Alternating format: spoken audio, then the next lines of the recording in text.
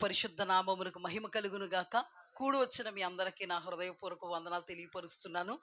ఈ సమయంలో ప్రభు మన కొరకు ఉద్దేశించిన వాక్య ధ్యానాంశము 2వ కొరింథీయులకు రాసిన పత్రిక 11వ అధ్యాయము 4వ వచనం. ఏలయనగా వచ్చిన వాడు ఎవడైనను మేము ప్రకటింపని మరి ఒక యేసును ప్రకటించినను, లేక మీరు పొందని మరి ఒక ఆత్మను మీరు పొందినను, మీరు అంగీకరింపని మరి ఒక సువార్తను మీరు అంగీకరించినను. ఇక్కడ ఏమని రాయబడిందమ్మా? మరి ఒక ఆత్మ, మరి ఒక యేసు, మరి ఒక సువార్త. ఈ దినం మన ధ్యానం మరి ఒక సువార్త, వేరొక సువార్త. ఇంతకుముందు దీనిలో నుండి మనం ఒక విషయం ధ్యానం చేసుకున్నాం. అందరికీ జ్ఞాపకం ఉందనుకుంటున్నాను. ఏ ధ్యానం చేసుకున్నాం? ఎవరన్నా చెప్తే బ్రతుకుతాం, మేము బతికినట్టే.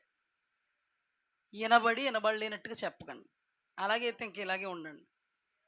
Very good. వేరొక ఆత్మ, మీరు పొందని వేరొక ఆత్మ. ఇక్కడ రాయబడిన మాట ఏంటంటే, ఏలయనగా వచ్చిన వాడు ఎవడైనను మేము ప్రకటింపని మరి ఒక యేసును ప్రకటించినను, లేక మీరు పొందని మరి ఒక ఆత్మను మీరు పొందినను, మీరు అంగీకరింపని మరి ఒక సువార్తను మీరు అంగీకరించినను. వచ్చినవాడు ఎవడైనను ఇక్కడ ఏం తీసుకోవాలంటే, మనం వచ్చినవాడు ఎవడైనను వేరొక సువార్తను ప్రకటిస్తే. ఈ దినం మన ధ్యానాంశం ఏంటమ్మా? వచ్చిన వాడు ఎవడైనను వేరొక సువార్తను ప్రకటిస్తే. ప్రార్థన చేసుకుందాం. మహాగణుడా, మహోన్నతుడైన మా ప్రియ పరలోకపు తండ్రి యేసయ్య, మీ పరిశుద్ధ గణనామానికి స్తోత్రాలు. మరి ఒక ఆత్మ గురుండి గడిచినటువంటి దినాలలో మీరు మాతో మాట్లాడారు ప్రభువా. సౌలు జీవితాన్ని మా ముందు పెట్టారు దృష్టాంతంగా. అనేక విషయాలు ప్రభువా మాకు విశదపరిచారు నాయన. మేము బలపడడానికి, మేము జాగ్రత్త పడడానికి, హెచ్చరికకరంగా మీరు మాకు అనుగ్రహించినటువంటి ప్రతి దిద్దుబాటు నిమిత్తమైనటువంటి, సిద్ధపాటు నిమిత్తమైనటువంటి హెచ్చరికను బట్టి మీకు కృతజ్ఞతా స్తోత్రములు, గద్దింపును బట్టి కృతజ్ఞతా స్తోత్రములు చెల్లిస్తున్నాం దేవా. ఈ సమయంలో దేవా, పౌలు ప్రకటింపని వేరొక సువార్త ఏమిటి అనేటువంటి విషయాన్ని మీరు మాతో మాట్లాడుతున్నందుకు వందనాలు. సాతాను బడ అనుచరుల కార్యాలు అయిపరిచి మమ్మల్ని మీ అధీనమందుంచి మమ్మల్ని బాగు చేసి ప్రకటిస్తున్నటువంటి నన్ను, ప్రకటనలను వింటున్నటువంటి బిడ్డలను మీ అధీనమందుంచి వినగలిగే చెవి, గ్రహించగలిగే మనస్సు మాకు అనుగ్రహించి ప్రతి డిస్టర్బెన్స్ను దూరపరిచి, ముఖ్యంగా నిద్రావస్థలో జోగకుండు నిమిత్తము శరీరాలను ఆత్మకు లోపరిచేటువంటి ప్రక్రియలో జయించగలిగేటువంటి జీవితాన్ని అనుగ్రహించవలసిందిగా యేసు అతి పరిశుద్ధ నామమున అడిగి వేడుకుని పొందుకొని ఉన్నాము పరమ తండ్రి, ఆమేన్. హల్లెలూయా. ఒక కథ చెప్పినట్టుగా చెప్తాను, జాగ్రత్తగా వినండి. పౌలు గారు ప్రకటించినటువంటి సువార్త ప్యూర్, పర్ఫెక్ట్. ఆయన అంటారు గలతీయులకు రాసిన పత్రికలో, నేను సువార్తను ఎక్కడ నేర్చుకోలేదు, నేను వాక్యాన్ని ఎక్కడ నేర్చుకోలేదు, నాకు వాక్యాన్ని ఎవరు నేర్పలేదు. అపోస్తులు అనబడినటువంటి వారు కానీ పెద్దలను కానీ నేను ఆశ్రయించలేదు. దేవదర్శనం వలన దేవుడు నాకు బయలుపరిచాడు. హల్లెలూయా. ఆయన సువార్త ఎంత పర్ఫెక్ట్ అనే విషయాన్ని గలతీయులకు రాసిన పత్రికలో ఆయన మాట్లాడుతూ ఏమని మాట్లాడుతున్నారంటే, నేను ప్రకటించిన సువార్త కాక మరి ఒక సువార్త ఆకాశము నుండి దేవదూత వచ్చి ప్రకటించినను వాడు శాపగ్రస్తుడు. ఏమని మాట్లాడుతున్నారు? నేను మీకు ప్రకటించిన సువార్తగాక. ఆయనకు బయలుపరిచింది ఎవరో ఈ సువార్తను? దేవుడు. దేవుని ఆత్మ ద్వారా బయలుపరచబడినటువంటి ఈ సువార్తగాక మరి ఒక సువార్త, వేరొక సువార్త, ఆఖరికి పరలోకము నుండి దిగి వచ్చిన దేవదూత మీకు ప్రకటించినను ఆ దేవదూత కూడా శాపగ్రస్తుడే. ఎందుకు? ఈయన ప్రకటించిన సువార్త, దేవుడు బయలుపరిచిన సువార్త, దేవదూత దేవుడి దగ్గర నుంచి వచ్చింది. కానీ మరొక సువార్త ప్రకటించిందంటే ఆ దేవదూత దేవునికి సంబంధించినది కాదు. గర్వం దేవునికి సంబంధించింది కాదు. కాబట్టే పరలోకమందున్నటువంటి లూసిఫర్ అనేటువంటి దేవదూతలో వేరొక ఆత్మ గర్వముతో నిండి ఉంది. కాబట్టి పరలోకములో నుండి తోసివాడేశాడు దేవుడు.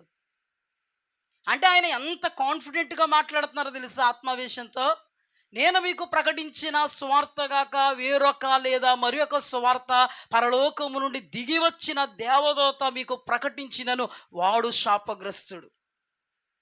దేవదూత ప్రకటించిన శాపగ్రస్తుడే. అలాంటిది మరి ఒక మనిషి ప్రకటిస్తే అతడు శాపగ్రస్తుడు కాదా? తప్పక అతడు శాపగ్రస్తుడు. ఈ సువార్త ఏ సువార్త? వేరొకడు పౌలు గారు ప్రకటించిన సువార్తకు విరోధమైన సువార్తను ప్రకటిస్తున్న సువార్త. అది ఏ సువార్త? అది ఏ సువార్త అంటే దేవుని యొక్క సువార్తను లేదా శుభవర్తమానాన్ని చెరపగోరి దేవుని శుభవర్తమానమును ఎవరైతే అంగీకరించారో వారి హృదయమును చెరిపి వేరొక సువార్తకు మళ్ళించేటువంటి వార్తది. పౌలయ్య గారు చెప్పినటువంటి సువార్తను వక్రీకరించి చెప్పినటువంటి సువార్త, దేవునికి అనుకూలమైనటువంటి వార్తను చెరిపి ప్రకటించిన వానికి అనుకూలముగా ఏ బెనిఫిట్ కోసమో చెప్పినటువంటి సువార్త. గలతీయులకు రాసిన పత్రిక 1వ అధ్యాయము 6వ వచనం నుండి చదువుతాను, మీకు అర్థం కావడం కోసం. నేను చెప్పిన వివరణ ఇక్కడ ఉంటుంది. గలతీయులకు రాసిన పత్రిక 1వ అధ్యాయం 6వ వచనం. క్రీస్తు కృపను బట్టి మిమ్మును పిలిచిన వారిని విడిచి భిన్నమైన స్వార్థ తట్టుకు మీరింత త్వరగా తిరిగిపోవట చూడగా నాకు ఆశ్చర్యం కలుగుచున్నది. అది మరి ఒక స్వార్థ కాదు, కానీ క్రీస్తు స్వార్థను చెరపగోరి మిమ్మును కలవరుపరుచువారు కొందరున్నారు. ఈ సువార్త క్రీస్తు సువార్తను చెరపగోరి అంతవరకు క్రీస్తు సువార్తను విన్నటువంటి మిమ్మును కలవరపరిచేటువంటి వార్త. దేవుని ద్వారా పంపబడిన వాళ్ళు సువార్తను ప్రకటిస్తారు. సాతాను వలన ప్రేరేపింపబడిన వాళ్ళు ఆ సువార్తను చెరపగోరి మరి ఒక సువార్త అన్నట్టుగా చెప్తారు. కానీ ఈ వార్త సువార్త కాదు, కానీ ఈ వార్త దుర్వార్త, దుష్ట సంబంధమైన వార్త. ఈ వార్తను నమ్ముకుంటే మనం దుష్ట సంబంధులమై అగ్ని ఆరని పురుగు చావని నిత్య నరకాగ్నికి అనగా దేవుని ఉగ్రత అనబడి 2వ మరణానికి పాత్రులమవుతాం. కానీ దేవుని ఆత్మతో నింపబడినటువంటి వ్యక్తి ప్రకటించిన వార్త సువార్త. హల్లెలూయా! సువార్త. హల్లెలూయా! సత్యవార్త. హల్లెలూయా! సంతుష్టి సహితమైన వార్త. హల్లెలూయా! సద్భావముతో కూడినటువంటి వార్త, సద్భక్తితో ప్రకటించిన వార్త. ఇదే శుభవార్త. దేవుడు నిన్ను పరలోక రాజ్యమునకు ప్రవేశపెట్టేటువంటి ఘన శుభవార్త. హల్లెలూయా! గలతీయులకు రాసిన పత్రికలో కొన్ని విషయాలను మనం ధ్యానం చేసుకుని అప్పుడు మనం ముందుకు సాగుదాం. గలతీయులకు రాసిన పత్రికలో పౌలయ్య గారు కట్టినటువంటి సంఘం గలతీయుల సంఘం. దేవాది దేవుడు యూదులకు అపోస్తులుగా ఉండుటకు పేతురుని ఎలాగైతే ఏర్పాటు చేసుకున్నారో అలాగే అన్యజనులకు అపోస్తులుగా ఉండుటకు దేవాది దేవుడు పౌలు గారిని ఏర్పాటు చేసుకున్నారు. హల్లెలూయా! మీకు గుర్తుందా? పౌలుతో దేవుడు సౌలా సౌలా నన్ను నేల హింసించుచున్నావు అని మాట్లాడినప్పుడు, నీవెవడవన్నప్పుడు నేను నీవు హింసించుచున్న యేసును అన్నప్పుడు అతడు దేవుని వైపుకి తిరిగి దేవునికి ప్రార్థన చేస్తున్నాడు ఉపవాసంతో. ఆ టైంలో దేవుడే అతనితో చాలా విషయాలు మాట్లాడారు. అందులో అన్యజనులకు నేను నిన్ను వెలుగుగా నియమించాను. చాలా సందర్భాల్లో మనం ధ్యానం చేసుకున్నాం. అంతవరకు అతడు ఆయా ప్రాంతాలలో దేవుని వార్తను ప్రకటిస్తున్నప్పుడు మత్సరముతో నిండుకున్నటువంటి కొందరు ఆయన చెప్పినటువంటి వాక్యానికి విరోధముగా మాట్లాడుతున్నప్పుడు అక్కడ జరిగినటువంటి సందర్భం ఏంటి అంటే, మొదట మీకు ప్రకటించుట ఇది న్యాయం, కానీ మీరు దానిని కాలదన్నుకున్నందున అన్యజనులోనికి మేము వెళుతున్నాము.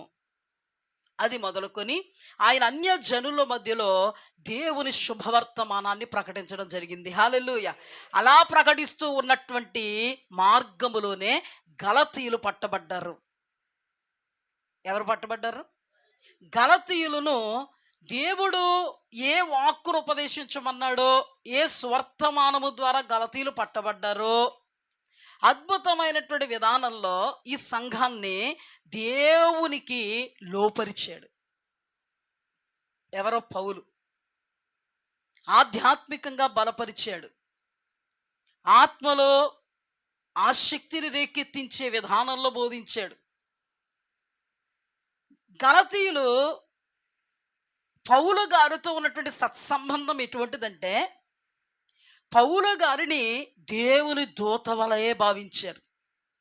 మీరు ఇంటికి వెళ్ళిన తర్వాత గలతీయులకు రాసిన పత్రిక అంతా చదివితే నేను చెప్తున్న దాన్ని బట్టి మీరు ఈజీగా దాన్ని అర్థం చేసుకోగలుగుతారు. అయితే జరిగిన సందర్భం ఏంటంటే, విశ్వాసులకి దైవజనుడికి మధ్య చాలా సత్సంబంధం ఏర్పడింది. అది ఎంత గొప్ప సత్సంబంధం అంటే, వీడరాని వీడిపోయినటువంటి బంధం. పౌలయ్య గారికి శరీరంలో ఒక ముళ్ళు ఉంది. ఆయన కళ్ళు కొంత వ్యతిరేకమైనటువంటి విధానంలో ఉన్నాయి. అంటే మనలాగా మంచిగా లేవు ఆయన కళ్ళు. ఒక మాటలో చెప్పనా, యాకోబు భార్య అయినటువంటి లేయా జబ్బు కళ్ళది అని రాయబడింది. మీకు ప్రాక్టికల్గా ఒక విషయం చెప్తాను, జాగ్రత్తగా వినండి. నేనే మీకు వాక్యం ప్రకటిస్తున్నాను. నాకు కళ్ళు కలిగాయి. నాకు కళ్ళు కలిగినప్పుడు కళ్ళు కలిగిన వాళ్ళను చూస్తే ఏమవుద్ది? కళ్ళు కలుగుతాయి. అలాగని మీరు మాని పాడేశారనుకో, పాస్టరమ్మ గారు కళ్ళు కలిగాయి, అయినా పాస్టరమ్మ గారికి వివేకం లేదు, జ్ఞానం లేదు, అందరికి అంటించడానికి వాక్యం చెప్పేలా కొంచెం పక్కెళ్ళి కూర్చోవచ్చు కదా, ఈ రోజుకి వాక్యం ఎవరైనా చెప్తారు కదా. కళ్ళు కలిగి మా కళ్ళ ముందు ఆ కళ్ళు వేసుకుని మా కళ్ళల్లో కళ్ళు పెట్టి మళ్ళీ పైగా వాక్యం చెప్పినప్పుడు అటు ఇటు తిరగద్దు అంటారు. ఆవిడ నన్నే చూడు అంటారు. ఆవిడేమో కళ్ళు కలిగే నన్నే చూడు అంటే ఎలా చూస్తాం అని ఒకవేళ మీరు అంటారేమో నాకు తెలియదు. కానీ అంటే మీ యొక్క వెంకటేశ్వరరావు గారు అంటున్నారు అన్నం. దేవునికి స్తోత్రం కలుగుగాక. హల్లెలూయా. అయితే వెంకటేశ్వరరావు గారిని పోలిన వాళ్ళే గలతీయులు. మీరు అందరూ అన్నారా? మీకు ఎలాగుందంటే, మీరు ఎంత బలపరుస్తారో మాకు అనవసరం. మీరు నెత్తి మీద చెయ్యట్టి ప్రార్థన చేస్తే చాలా కార్యాలు జరుగుతున్నాయి, అయినా మాకు అనవసరం. ముందు మేమేంటంటే మీకు తగ్గే వరకు మీ కళ్ళల్లో కళ్ళు పెట్టి చూడకూడదు అంతే. కానీ వెంకటేశ్వరరావు గారు ఏమన్నారు? అన్నారా? అన్నారు లేదా? కనీసం ముచ్చిక్కన్నా అన్నారా మీరు? అంటే గలతీయులు కాదు మీరు అంటే. కానీ ఆయన ఏమన్నారంటే, లేదు అయినా పర్వాలేదు అంటే. రెండు తెగలు అనుకుందామండి, మరి ఏం చేస్తాం, ఫెయిల్ అయిపోయారు. రెండు తెగలు అనుకుందాం. ఆయన తెగ ఏంటంటే, పర్వాలేదు నాకు వాక్యం కావాలి. ఆ వాక్యంలో నుండి దేవుడు ఏం మాట్లాడతారు? మీ కళ్ళు కలిగినా పర్లేదు, దేవుడు శక్తివంతుడు, కళ్ళ కలక నాకు రాకుండా చేయగలడు, ఒకవేళ వచ్చిన దేవుడికి స్తోత్రం అనే అనుభవంలో ఆయన ఉన్నారు. మీరు ఎలాగున్నారంటే మానిపడేద్దాం అనే అనుభవంలో ఉన్నారు. రెండు తెగలు. కానీ గలతీయులు ఎలాంటి వాళ్ళు అంటే, జస్ట్ మీకు అర్థం కావడానికి చెప్పాను. గలతీయులు ఎలా ఉన్నారంటే, చూడండి, జబ్బు కళ్ళ వాళ్ళని చూడగలమా అంటే మీకు అర్థం కావడానికి మాత్రమే చెప్తున్నాను. నన్ను అంగీకరించండి, నన్ను స్వీకరించండి. కళ్ళు పుస్సులు కారుతా ఉన్నాయనుకో, చూసి అసహ్యపడతాం, అర్థం కావడం కోసం మాత్రమే. ముఖం కూడా చూడడానికి ఇష్టపడం, కళ్ళు తిప్పేస్తాం. ఒకవేళ గమ్మున లీనమైన ఇలాగన అంటాం. కానీ గలతీలు ఎలాంటోళ్ళో తెలుసా? శరీర దౌర్బల్యములో ఆయన ఉన్నప్పుడు కళ్ళు బహుశా నేను మీకు చెప్తున్నటువంటి ఉదాహరణలతో ఏకమై ఉన్నను. వాళ్ళు ఏం చేశారో తెలుసా? అవసరమైతే నా దైవజనుడు కోసం నా కళ్ళు పీకిచ్చేద్దాం అన్నంత బంధం, వాళ్ళ బంధం. హల్లెలూయా! ఎంత బంధం వాళ్ళిద్దరి మధ్య బంధం. శరీర దౌర్బల్యములో నేను ఉన్నప్పుడు మీ కన్నులు ఓడబెరుకుని నాకు ఇచ్చేటువంటి బంధములో మనం ఉన్నాం. నేను వాస్తవం మాట్లాడుతున్నాను అని పౌలు గారు గలతీయులకు రాసిన పత్రికలో గలతీయులతో మాట్లాడుతున్నారు. అంటే గలతీయులకి ఎంత ప్రేమ అండి దైవజనుడు అంటే. ఎందుకు ప్రేమ? దైవజనుణ్ణి అతడు శరీర దౌర్బల్యముతో ఉన్న వాళ్ళు ఆకర్షితులుగా ఆయనను అంగీకరిస్తున్నారంటే ఆయన చెప్పిన బోధ వాళ్ళనంత ప్రభావితం చేసింది. హల్లెలూయా! ఆయన బోధ వాళ్ళనంత మగ్ధులుగా నిలబెట్టింది. ఆయన బోధ వాళ్ళని జయించు వారిగా నిలబెట్టింది. ఒక్క మాట, ఆయనే గనక మేము బోధించకపోతే మేము ఆత్మ సంబంధంగా జీవించడం అసాధ్యం అన్నట్టుగా ఆయన మీద ప్రాణం పెట్టుకుంది. ఎవరో? గలతీ సంఘం, గలతీ విశ్వాస జనాంగం.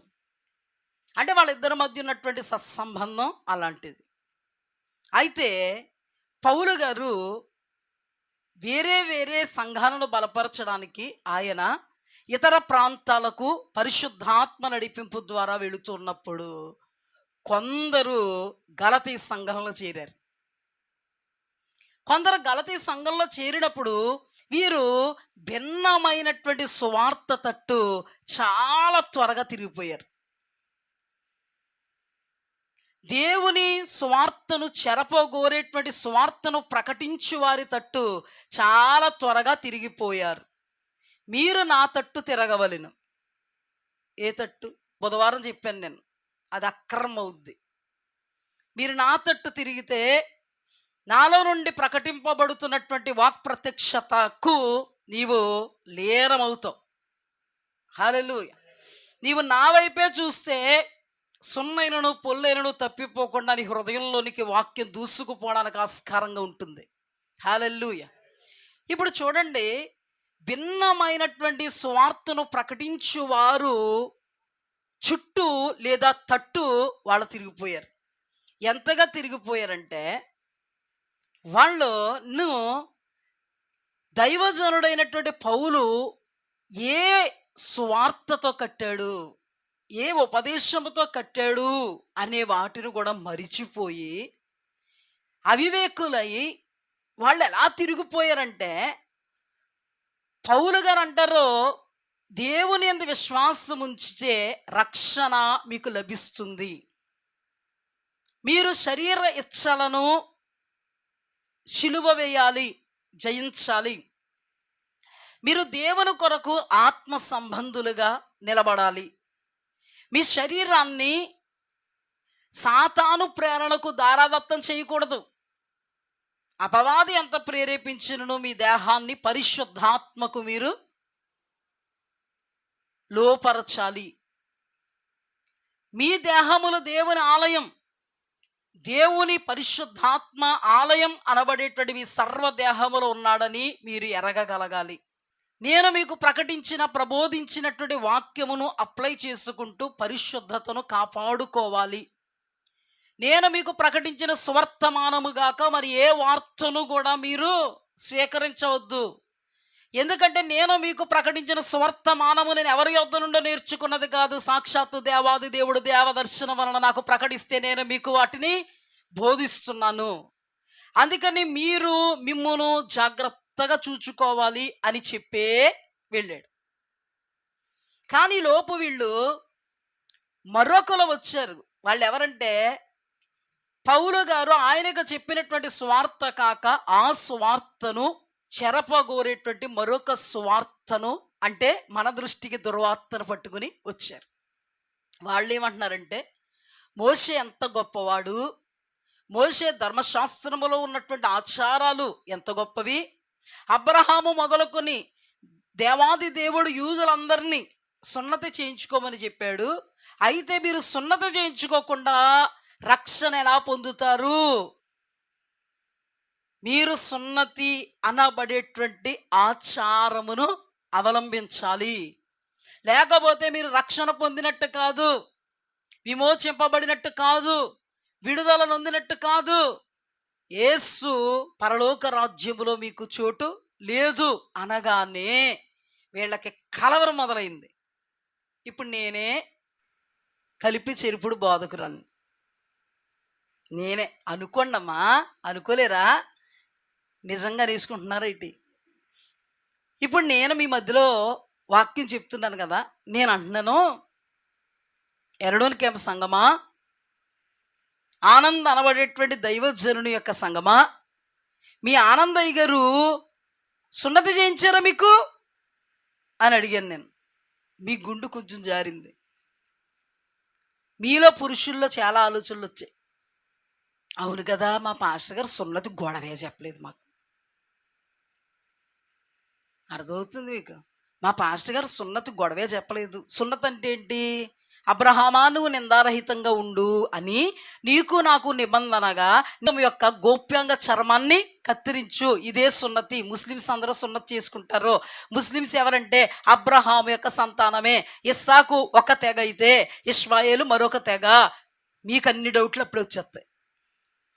ఏమని వస్తాయంటే నిజమే నిజమే నిజమే, ఈ పాస్టర్ అమ్మగారు చెప్తున్నది నిజమే, మా పాస్టర్ గారు చెప్పిందంత అబద్ధమే, ఆయనకి ఈ బోధపరచబడలే.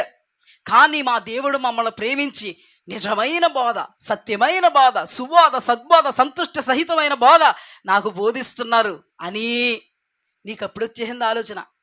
ముస్లిం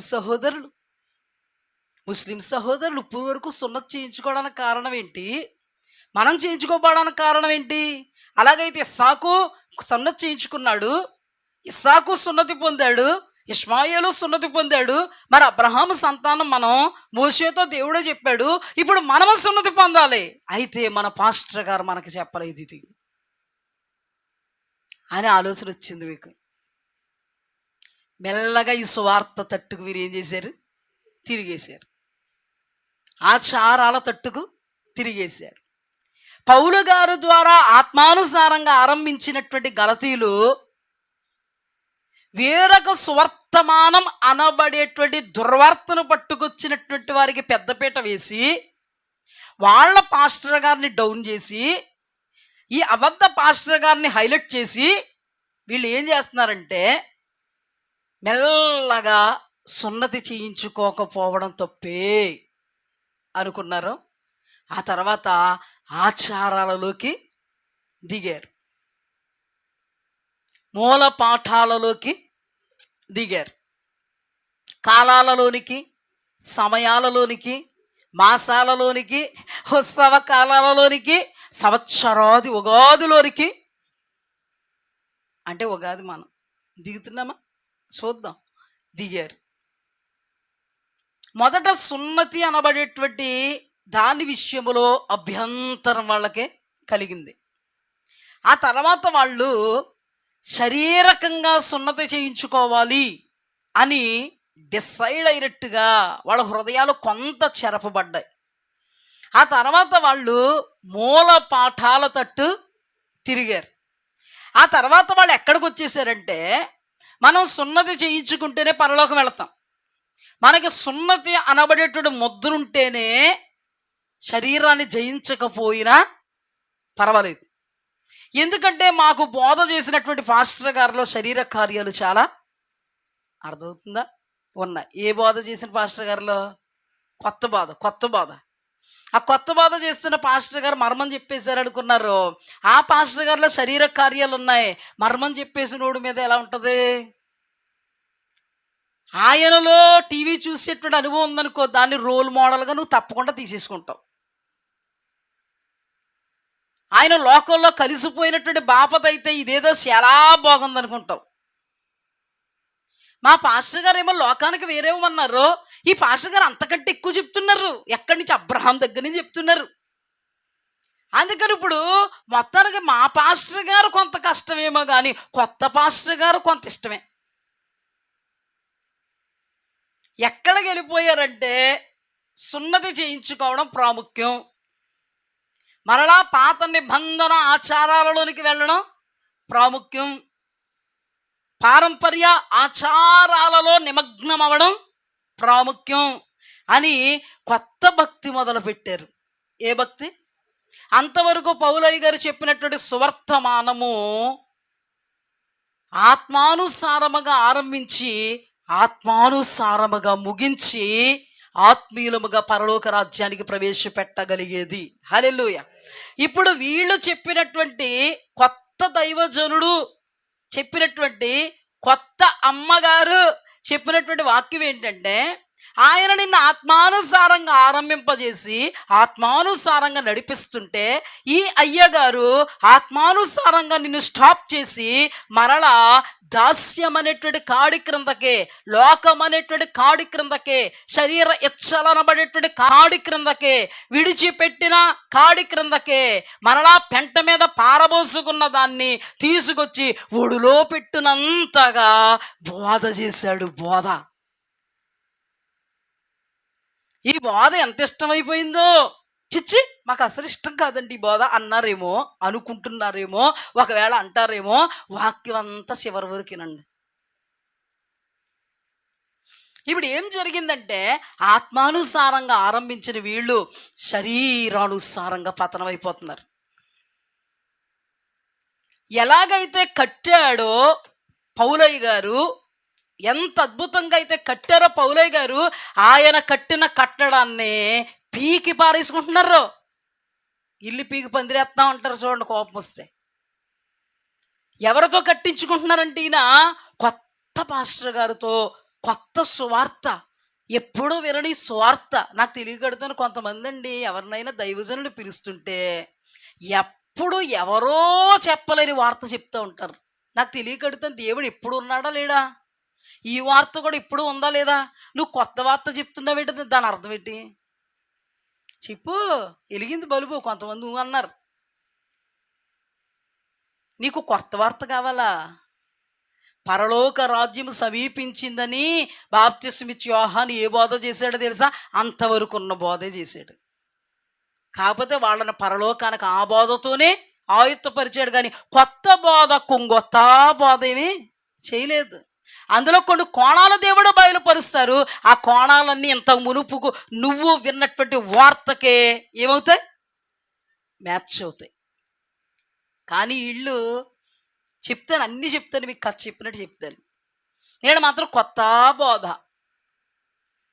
అర్థమైందా? వీళ్ళు ఏ బోధ ఇప్పుడు విన్నారు?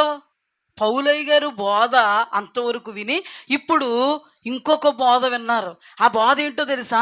యేసుక్రీస్తు ప్రభువారు శిలువ బలియాగము ద్వారా సర్వాంగ బలిగా అర్పింపబడినప్పుడు ఇంకెందుకండి ఆ బలులు? చెప్పండి. ఇప్పుడు నేను మీతో మాట చెప్తాను.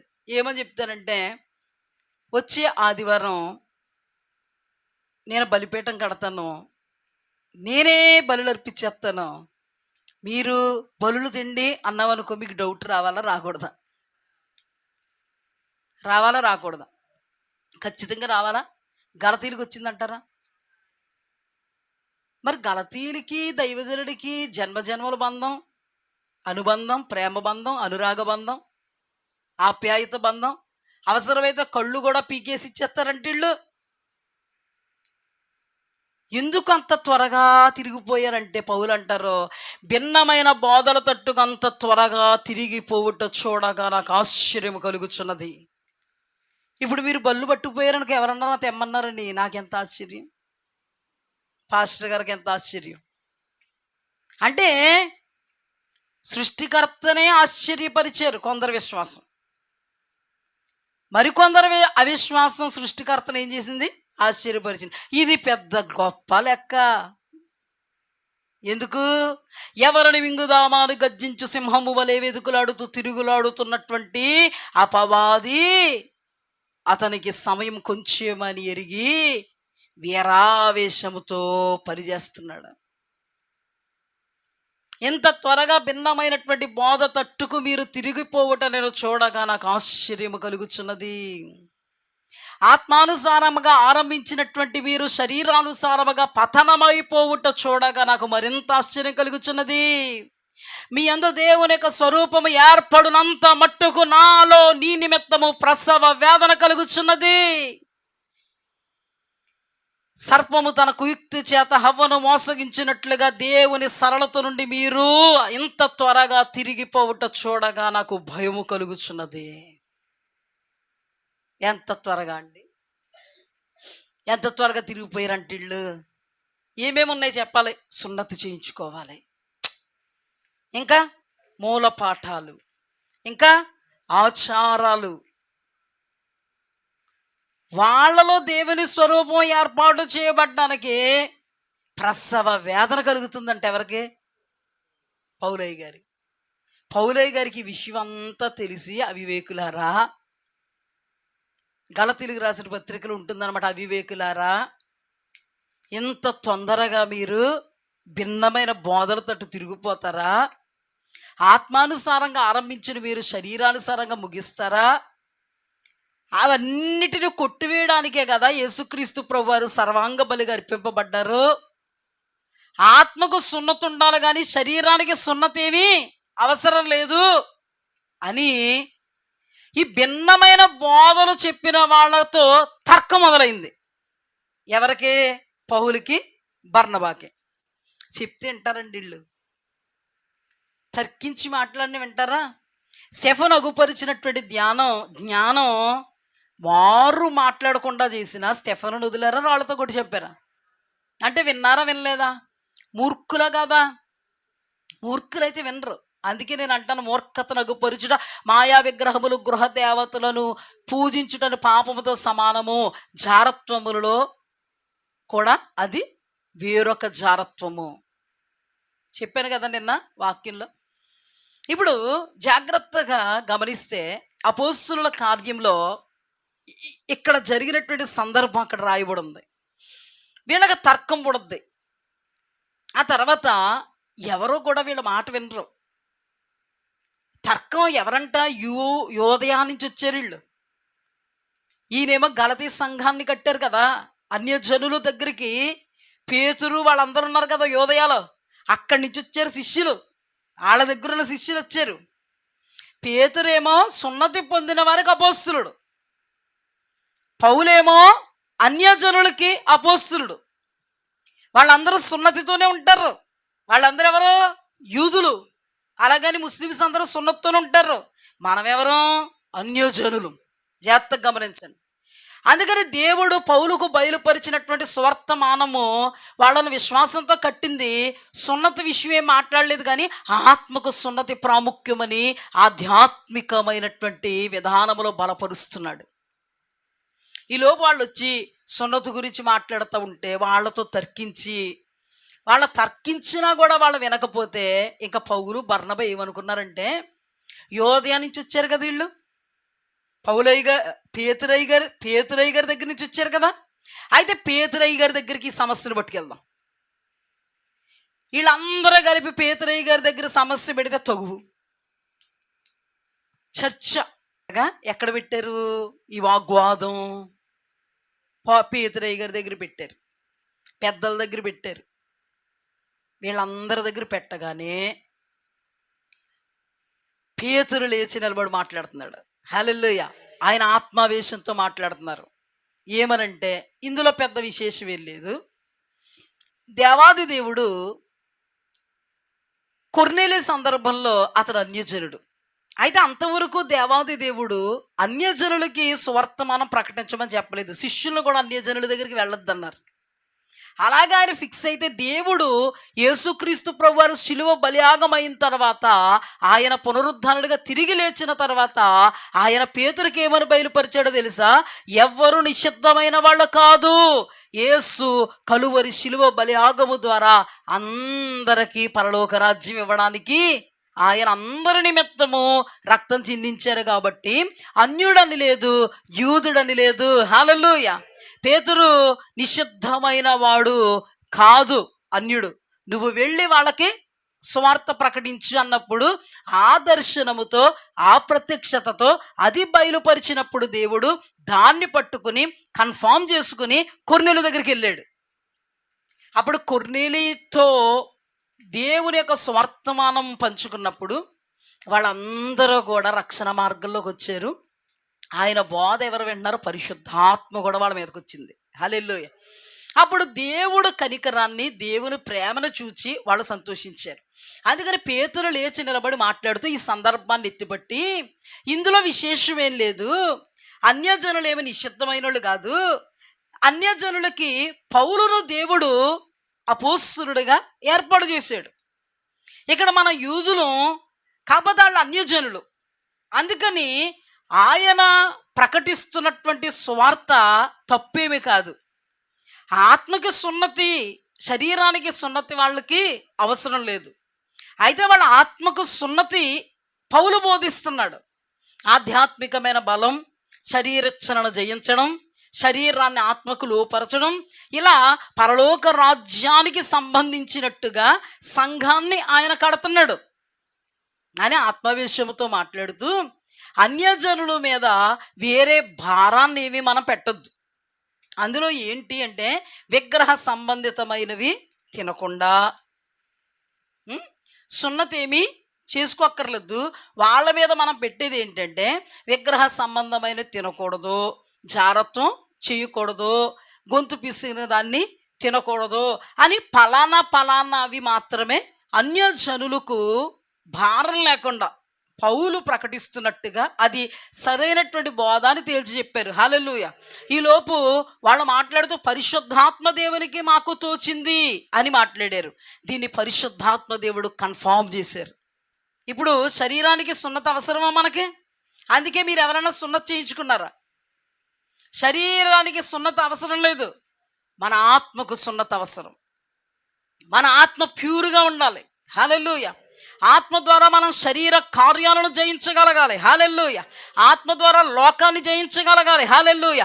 ఆత్మ ద్వారా దేవుని వాక్యము ద్వారా సైతానుగాడి యొక్క తంత్రాలను అణగదొక్కాలి, చితగదొక్కాలి, కాళ్ళ కింద శీఘ్రంగా నలగగొట్టాలి. హల్లెలూయా. పరిశుద్ధాత్మ ప్రవాహములో మునిగి తేలియాడగలగాలి. ఆధ్యాత్మికంగా జయ జీవితాన్ని జీవిస్తూ ఈ లోకములో మన యాత్ర ముగిసిన తర్వాత నిత్య రాజ్య మహిమ కొరకు మనం బాటలు వేయగలగాలి. ఇంతే చాలు అని చెప్పారు. దీనికి పరిశుద్ధాత్మ దేవుడు సాక్షి. అక్కడ రాయబడింది పరిశుద్ధాత్మకు మాకు తోచుచున్నది. ఇప్పుడు పౌలయ్య గారి బోధే కరెక్ట్ అని తేల్చారు. హల్లెలూయా. హల్లెలూయా. మరలా ఇప్పుడు వాళ్ళని కట్టుకోవడానికి ఇంకెంత ప్రసవ వేదన పడాలండి పౌలయ్య గారు?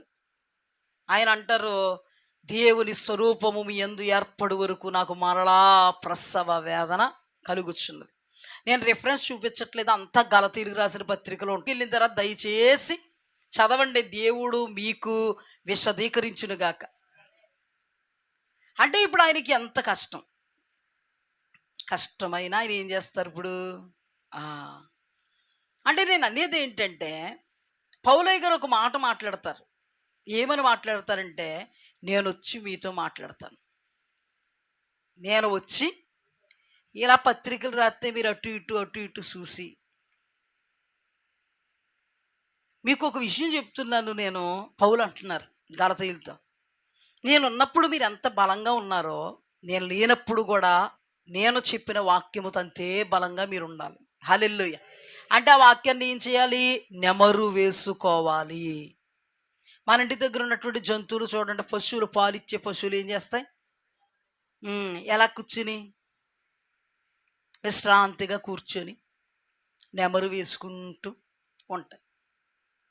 విశ్రాంతిగా పడుకుంటే నెమరు వేసుకుంటా అనుకోకండి, పడుకున్నప్పుడు అంటలేదు నేను. చక్కగా ఆ వాక్యాన్ని నెమరు వేసుకోకపోతే ఏమవుద్దండి? అసలు నాకు తెలియకే అడుగుతున్నాను. నెమరు వేసుకోకపోతే ఏమవుద్ది?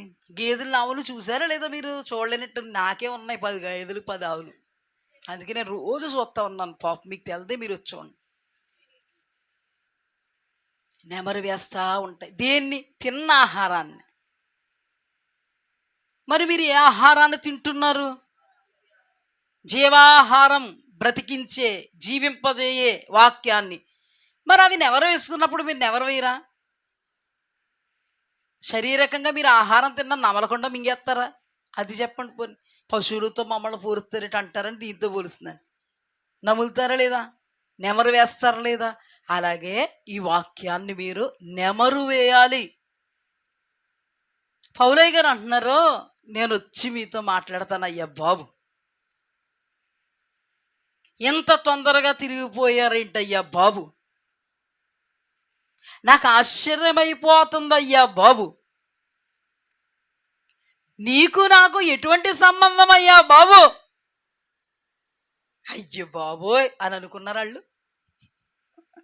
వచ్చే నేను మాట్లాడతాను, మీ ముఖంలో ముఖపెట్టి మాట్లాడతాను. నేను అందుకే అంటాను చూడండి, నన్నే చూడండి. పాస్టర్ గారు తప్పుకున్నారో లేదో, సంఘం ఎలాగైపోయింది అమ్మ. అయితే పాస్టర్ గారు వాళ్ళు దేవుడు ఎక్కడ వాడుకోకూడదు. ఇంకా మీ ముఖంలో ముఖం పెట్టే చూస్తా ఉంటేనే బాగుంటారన్నమాట. అది కాదు, దేవుడు ఆయా సమయాల్లో ఆయా సందర్భాల్లో ఒక్క పరిచర్య కాదండి, చాలా ఇస్తారు. ఆ రోజు పౌలు ప్రారంభించిన పరిచర్య చాలా స్వల్పం. తన జీవిత కాలంలో ఆసియా ఖండాన్ని కదిలించగలిగాడు. గలతీల దగ్గరే ఉండిపోతాడా? కొరింథీల దగ్గరే ఉండిపోతాడా? ఎఫెసీయుల దగ్గరే ఉండిపోతాడా? ఫిలిప్పీల దగ్గరే ఉండిపోతారా? తెస్సలోనికీల దగ్గరే ఉండిపోతారా? ఆయన వెళ్ళొద్దా? మా దగ్గర ఉండిపోవాలంటే స్వార్థం కదా. పేతురు గుర్తు రావాలి మీకు. దేవుని కార్యాలకు అభ్యంతర కారణంగా ఉన్నావు అన్నాడా? ఈ రోజున దేవుడు మమ్మల్ని మీలాంటి అనేకులకు ఆశీర్వాదకరంగా వాడుకోవాలనే ఉద్దేశం కలిగి ఉన్నాడు. అది నీకు దూరం అవగాక అన్నట్టున్నావు అనుకో, నువ్వు ఏమవుద్ది మరి? ఇప్పుడు నాకు తెలియక అడుగుతాను, గలతీలు ఎలాగున్నారు? అది నీకు దూరం అవగాక. పౌల మా ముఖంలో ముఖమెట్టి చూసి చెబుతూ పొద్దున్న మధ్యాహ్నం సాయంత్రం మమ్మల్ని బలపరుస్తుంటేనే కడవరకు మేము నిలబడగలుగుతాం, లేకపోతే పడిపోతాం. అది కాదండి ఆధ్యాత్మికమైనటువంటి విధి విధానాలలో దినదినాభివృద్ధి అంటే. నీవు పొందుకున్నటువంటి ఉపదేశము కడ వరకు నీకు బలమిచ్చేది, కానీ బలం పుంజుకోవలసిన దానవు వాడవు నీవే. హల్లెలూయా. ఈ ఉపదేశముతో నువ్వేం చేయాలి? పడిపోకుండా కట్టబడినటువంటి నీ గృహాన్ని కాపాడుకోవాలి. హల్లెలూయా. శరీర సంబంధమైన గృహం బేటలు తిత్తి ఏం చేయాలో మనకు తెలుసు. శరీర సంబంధమైన గృహాన్ని ఎలా అలంకరించుకోవాలో మనకు తెలుసు. శరీర సంబంధమైన గృహములో ఒక గోడ ఒరిగినట్టుంటే దాన్ని ఎలా నిలబెట్టేయాలో మనకు తెలుసు. కానీ దేవుని వాక్యముతో నీ ఆధ్యాత్మికమైనటువంటి గృహాన్ని దైవజనుడు కడితే కట్టినటువంటి గృహాన్ని మరింతగా వైభోగంగా, అద్భుతంగా, అర్థవంతంగా, ఆకర్షణీయంగా దానిని మలుచుకోవడానికి నీవే ఆత్మ సంబంధంగా పరిశుద్ధాత్మ శక్తితో ప్రయాసపడగలగాలి. ఏ వాక్యం మర్చిపోకూడదు అసలు. నేను అందుకంటాను, వదిలి తిడితే మాత్రం మర్చిపోం, తోడలుడు ఏదో మాట అంటే మర్చిపోం, తోడుకోళ్ళు ఏదంటే మర్చిపోం. విచిత్రం ఏంటంటే ఇలాంటివి మర్చిపోతాం. అంటే శారీరకంగా మనిషి ఎంత బలహీనుడు, శారీరకంగా మనిషి ఎంత బలహీనుడు చూడండి. ఒక మాట చెప్పనా, ఈ మనుషుడు ఆధ్యాత్మికంగా బహుబలహీనుడు, శారీరకమైన విషయాల్లో బహుశక్తివంతుడు. మనం జయించాల్సిన దాన్నే. మన శరీరాన్ని ఆత్మకు లోపరచాలి తప్ప మన శరీరాన్ని సాతానికి, లోకానికి దారదత్తం చేయకూడదు. ఇప్పుడు చూడండి, నేను వస్తానయ్యా బాబు, నేను వస్తానమ్మా బాబు, ఆ మాట ఒక్కడే చూపిస్తాను నేను. గలతీలకు రాసిన పత్రిక 4వ అధ్యాయం 15 నుండి. సత్యమైతే మీ కన్నులు ఓడబీకి నాకు ఇచ్చి వేసి ఉందురని మీ పక్షమున సాక్ష్యం పలుకుచున్నాను. నేను మీతో నిజమాడినందున మీకు శత్రువునైతినా వారు మీ మేలు కోరి మిమ్మల్ని ఆసక్తితో వెంటాడువారు కారు, మీరే తమ్మును వెంటాడవలనని మిమ్మల్ని బయటికి తోసివేయగోరుచున్నారు. అంటే ఏంటి? మీకు వేరొక స్వార్థ చెప్పిన వాళ్ళు వారు మీ మేలు కోరి మిమ్మల్ని ఆసక్తితో వెంటాడువారు కారు, మీరే తమ్మును వెంటాడవలనని మిమ్మల్ని బయటికి తోసివేయగోరుచున్నారు. నేను మీ వద్ద ఉన్నప్పుడు మాత్రమే గాక ఎల్లప్పుడూ మంచి విషయాలలో ఆసక్తిగా నుండుట యుక్తమే. నా పిల్లలారా, క్రీస్తు స్వరూపం మీ యందు ఏర్పడు వరకు మీ విషయమే మరలా నాకు ప్రసవేదన కలుగుచున్నది. మిమ్మును గూర్చి ఎటూ తోచక ఉన్నాను. నేనిప్పుడే మీ మధ్యకు వచ్చి మరి ఒక విధంగా మీతో మాటలాడగోరుచున్నాను. అర్థమైందా? అంటే దీని అర్థం ఏంటంటే, మిమ్మల్ని చెరుపుగోరు వాళ్ళు మీ మేలు కోసం కాదు, మిమ్మల్ని బయటికి గెంటేయడానికి. కానీ ఆసక్తితో ఆ దినాన నేను నీకు వాక్యం చెప్పాను, ఈ రోజును కూడా అదే ఆసక్తితో నేనున్నాను. మీ యందు దేవుని యొక్క స్వరూపం ఏర్పడి వరకు నాలో ప్రసవ వేదన కలుగుతుంది. నాకు ఎటు తోయట్లేదు. ఎందుకు? మీరింత చెడిపోయి పడిపోయి నేను కట్టినటువంటి గృహాలను చిదివేసుకొని ఇంత ఇదిగా నిలబడితే ఎటూ తోచక ఎటూ తోయట్లేదు నాకు. ఇంకా ఓ మాటలో చెప్పినట్టు బుర్ర పని చేస్తలేదు నాకు. దాని అర్థం అది. అందుకని నేను వచ్చేస్తాను. ఎక్కడికి? మీ దగ్గరకు వచ్చి మరి ఒక విధంగా మాట్లాడతాను. అంటే ఏంటి?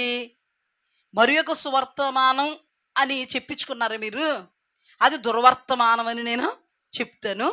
అందులో ఉన్నటువంటి వాటిని నేను విశదపరుస్తాను, మొబ్బిడగొడతాను. హల్లెలూయా. ఇప్పుడు నేను ఫోకస్ చేసేది ఏంటంటే, ఎందుకు పౌలయ్య గారు ఉన్న పాటున హుటాహుటిని వచ్చేస్తారన్నారు? ప్రమాదం పొంచుంది. ఎవరికి ప్రమాదం పొంచుంది?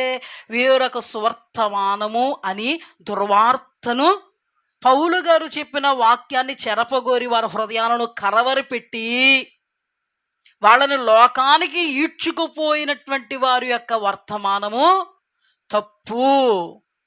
మీ వైఖరి తప్పు, మీ విధానము తప్పు, మీ ఆలోచన తప్పు, మీ తలంపులు తప్పు, మీరు విన్న వాక్యము తప్పు అని చెప్పడానికి. ఎందుకంత హుటాహుట్టిన వస్తున్నాడంటే, ప్రమాదం పొంచుంది. తన దేవుని యందు పడినటువంటి ప్రయాస వ్యర్థమైపోద్దేమో అని ఆయన భయం.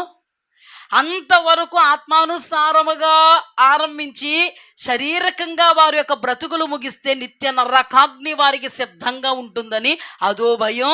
అందుకని పౌలయ్య గారు ఎటూ తోచక హుటాహుటిన గలతీ సంఘానికి ప్రయాణం కట్టారు. మేము ఇక్కడ లేకపోయినను మీరు అలాంటి పనులు చేయకండి, మాకెవరైనా పర్లేదండి, పాస్టర్ గారు కావాలి అని అనుకోకండి. దేవుని ఆత్మ ద్వారా అప్పుడు మాకు తెలుసు ఏం చెయ్యాలో, ఎవరిని పెట్టాలో, ఎవరిని ఉంచాలో మాకు తెలుసు. కంగారు పడిపోకండి. వాక్యం వచ్చింది కాబట్టి చెప్తున్నాను. కొంతమందికి అన్నీ చేయడానికి పాస్టర్ గారు ఉండాలి, వాక్యం చెప్పడానికి ఉండకపోయినా పర్లేదు. ఎంగేజ్మెంట్లు చేయాలి, పెళ్ళిళ్ళు చేయాలి, అవి చేయాలి, ఇవి చేయాలి, అయ్యేం పెట్టుకోవద్దు. దేవాది దేవుడు సమస్తమును సమకూడి ఆయన మీద ఆధారపడినప్పుడు జరిగించుకుంటారు. హల్లెలూయా. మమ్మల్ని మాత్రమే మీరు ఫాలో అవ్వండి, లేకపోతే హుటాహుట్టును బయలుదేరి రావాల్సి ఉంటుంది. కానీ ఇక్కడ చూడండి, ఒక్క మాట చెప్తాను. అంటే ఆయన రావాల్సిన ఆవశ్యకత ఏర్పడింది. వాళ్ళ లోటును వాళ్ళకి చెప్పాలి, వాళ్ళ లొసుగును వాళ్ళకి చెప్పాలి, అర్ధరాహిత్యమైనటువంటి వాళ్ళ యొక్క ఆలోచనను వాళ్ళకి చెప్పాలి. టోటల్గా వారు విన్న వార్త వాళ్ళని కలవరపరిచి నిత్య రాజ్యానికి దూరం చేస్తుందని వాళ్ళకి చెప్పాలి. ఒక్క మాట చెప్పనా? ఏమంటే ఎందుకండి అంత త్వరగా తిరిగిపోయారు వాళ్ళు?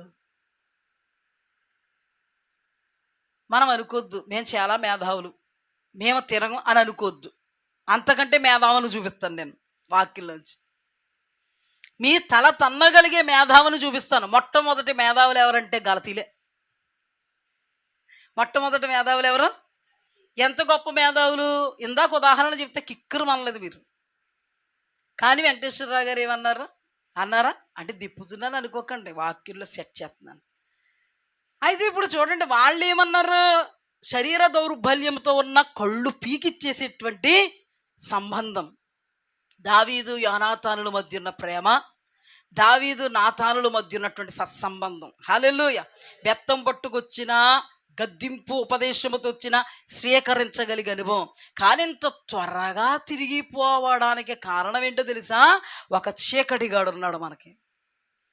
ఎవరన్నారు చెప్పాలి? వెలుగ్గా ఏమన్నా కనబడిపోతున్నాడా అంటే వెలుగుదూత వేషం వేసుకుంటాడులే. ఈ సాతాను దేవుని వాక్యంలో రాయబడింది, ఎవరిని మింగుదామా అని గర్జించు సింహం వలె వెతుకుతూ తిరుగులాడుతుంటాడు. ఒక మాట చెప్పనా, నువ్వన్నా వాస్తవం చెప్తావో లేదో నాకు తెలియదు. భక్తులు దేవుడు మాట్లాడినప్పుడు అసలు వాస్తవం చెప్పలేదు, కానీ సైతానుగాడు కొద్దో గొప్ప దేవుడితో వాస్తవం చెప్పాడండి. యోబు గ్రంథంలో దేవ సన్నిధికి దేవదూతలన్నీ వెళ్ళి దేవుని ఎదుట ప్రజెంట్ అయినప్పుడు సైతాను కూడా వచ్చాడు అక్కడికి. అప్పుడు దేవుడు అన్నాడు అధికారంతో, అథారిటీతో, సైతానో ఎక్కడి నుండి వచ్చితివి అన్నారు. సాతాను ఏమన్నాడు తెలుసా, గాలిలో అటు ఇటు తిరుగులాడుతూ వచ్చి తిని, అంటే భూమిలో. చిన్నపిల్లలకు చెప్పినట్టు చెప్తున్నా తెలుసా మీకు? అంటే చిన్నపిల్లలు నిద్ర వస్తుంది, పడుకుంటారు కదా, మీకు రాకూడదని కదా, అందుకే చెప్తున్నాను. నేను నిద్ర రాకూడదని చెప్తున్నాను. నిజం చెప్పాడా అబద్ధం చెప్పాడు? ఇది ఒక్క పాయింట్ చెప్పండి మీరు నాకు. నిద్ర రాకుండా చెప్పండి, ఇవ్వకుండా చెప్పండి. కరెక్ట్ చెప్పాడా తప్పు చెప్పాడా? గాలిలో లేదా భూమిలో అటు ఇటు. ఎందుకు అటు ఇటు తిరుగుతున్నాను అన్నాడో తెలుసా? పేతురు చెప్తాడు. పేతురు మాట్లాడితే ఏమంటాడో తెలుసా? తనకు సమయం కొంచెమే అని, ఎవరిని మింగుదామా అని గర్జించు సింహం వలె అటు ఇటు అటు ఇటు అటు ఇటు తిరుగుతున్నాడు. కరెక్ట్ చెప్పాడా లేదా? ఇది చాలా ఫోకస్ చేసి చెప్తున్నాను, ఎందుకంటే వాక్యం మీకు ముందు ముందు అర్థమవుతుంది. కరెక్ట్ చెప్తున్నాడు లేదా? అడిగినప్పుడు వెంటనే కరెక్ట్ చెప్పాడా? నిజం చెప్పేశాడా? సత్యం చెప్పేశాడా? ఆడి దగ్గర సత్యమే లేదు. ఎందుకు చెప్పాడో తెలుసా? సత్యవంతుడైన దేవుడు అడిగాడు అక్కడ. హల్లెలూయా. సర్వశక్తిమంతుడైన దేవుడు ప్రశ్నిస్తే సమాధానం అబద్ధంగా చెప్పడు, అక్కడ కరెక్ట్గా చెప్పేశాడు. దాన్ని డిక్లేర్ చేస్తున్నాడా లేదా పేతురు ఆత్మవేశంతో? అతను చెప్పింది కరెక్టా తప్ప? ఇప్పుడు నేను జాగ్రత్తగా వినండి. సాతాను పని ఏంటంట? సర్వలోకమును మోసపుచ్చుచు అపవాదనియు సాతాననియు ఆ మహాఘట సర్పం అనబడే ఆది మహాఘట సర్పము సాతాను. ఎవరితో మాట్లాడాడు ఈ సాతాను? దేవునితో. నిజం ఎవరితో చెప్పాడు సాతాను? దేవునితో. వాడు అబద్ధికుడా కాదా? అబద్ధాలు మనతో చెప్పిస్తాడు, కానీ దేవుడి దగ్గర మాత్రం వాడు నిలబడినప్పుడు నిజమే చెప్తాడు. ఈ పాయింట్ గుర్తుపెట్టుకోండి. ఎందుకు ఈ పాయింట్ ఫోకస్ చేస్తున్నారో తెలుసా? సైతానుగాడన్నా దేవుడి దగ్గర దేవుడు ప్రశ్న అడిగితే సమాధానం కరెక్ట్గా చెప్తాడేమో, కానీ ఈ క్రైస్తవులు మాత్రం దేవుడి దగ్గర కరెక్ట్గా చెప్పరు సమాధానం. ఇది పాయింట్. ఎందుకో తెలుసా? ఆదాము హవ్వలు మనందరికీ తెలుసా? ఎవరైనా మర్చిపోయారా? ఎవరు మర్చిపోలేదు కదా. ఆది తల్లి ఆదాము హవ్వలో నీ దేవుడు, మీరు ఈ పండు తిను దినమున నిశ్చయముగా చచ్చెదరు, ఆ పండు తినిపించాలి అని కంకణబద్ధుడయ్యున్నాడు సాతాను. సాతాను ఎవరంటే తంతరగొట్టి అదును చూసుకొని పడగొట్టువాడు, గర్జించు సింహంలా గాండ్రిస్తూ ఎవరిని మింగేద్దామా అని తిరుగుతున్నవాడు. ఇప్పుడు ఎవరిని మింగేద్దామని స్కెచ్ చేసుకుని వచ్చాడు? ఆదాము హవ్వల్ని మింగుదామని. హవ్వమ్మ అవకాశం ఇచ్చేలాగా కనబడింది. ఎవరో అవకాశం ఇచ్చేవాళ్ళ దగ్గరికి వస్తాం కదా.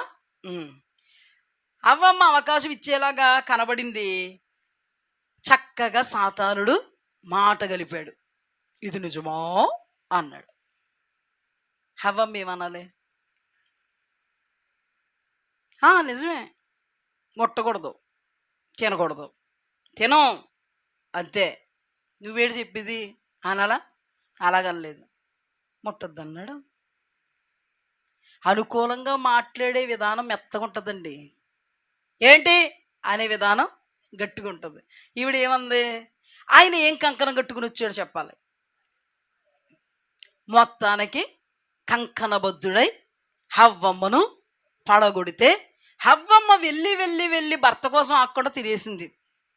తినేసి భర్త దగ్గరికి వెళితే భర్త కూడా తిన్నాడు. ఇప్పుడు దేవుడు ఏమనుకోవాలి వీళ్ళిద్దరిని చూచి? అంత సహవాసం. ఆ చెట్టు ఒక్కటే తినొద్దన్నాడు ఫలం, మిగతా 190 చెట్లు ఫలాలు తినబంటే ఎంతవరకు ఆ 190 చెట్ల ఫలాలు తిన్నారా లేదా? ఆ ఒక్కటి వచ్చేసిందా? ఓ మాట చెప్పాలంటే కరువాసిపోయారా ఆ ఒక్కదానికి? మనం కూడా కరువాసిపోతాం. నవ్వకండి, చెప్తాను చూస్తా. నవ్వొద్దు అంటలేదు, నవ్వండే నిద్రపోద్ది. కాదు, ఆ ఒక్కదానికి కరువాసిపోవాలా? ఉపదేశం ఏమైంది? ఇప్పుడు పౌలేమన్నాడు గలతీల్ని, ఇంత త్వరగా భిన్నమైన సువార్త తట్టుకు తిరిగిపోగా నాకు ఆశ్చర్యం కలుగుతుందంటే, ఇప్పుడు తండ్రి అయిన దేవుడు ఆదామావకు అంతవరకు ఉపదేశం చేసి, అంతవరకు పెంచి, అంతవరకు పోషించి, అంతవరకు కట్టి, అంతవరకు పరిధిలో నిలబెడితే ఒక్కసారిగా పరిధి దాటి ముందుకెళ్ళిపోతే ఇప్పుడు దేవుని డైలాగ్ ఏంటి? ఆదామా హవ్వా ఇంత త్వరగా భిన్నమైన బోధ తట్టు తిరిగిపోయి మోసగింపబడుట చూడగా నాకు ఆశ్చర్యం కలుగుతుంది అని అనుకున్నాడు ఆయన. ఎప్పుడు అనుకున్నాడు? సర్వాంతర్యామికి ఇక్కడ ఏం జరుగుతుందో తెలుసు, సర్వాంతర్యామికి హవ్వమ్మ ఎలా మాట కలిపిందో తెలుసు, సర్వాంతర్యామికి సర్పము తన కుయుక్తి చేత ఎలా మాట్లాడుతుందో తెలుసు, దేవాది దేవుడు కళ్ళు కప్పేవాళ్ళు ఎవరో లేరు, ఆయనకి ఏ సృష్టము కనబడకుండా లేదు, అన్నీ ఆయన చూసేసి భూతద్దంలో ఏమీ ఎరగలేనట్టు ఏమని మాట్లాడుతున్నాడు? వచ్చారా లేదా? హుటాహుటిని రావాల్సి వచ్చిందా లేదా? ఎప్పుడు రావాల్సి వచ్చింది?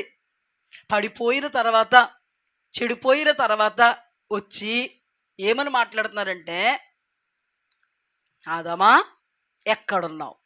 బాగా గుర్తుపెట్టుకోండి. ఆదామా ఎక్కడున్నావు అంటే దేవునికి ఎక్కడున్నాడో తెలియదా ఆదాము? దేవునికి ఆదాము హవ్వలు ఏం చేశారో తెలియదా?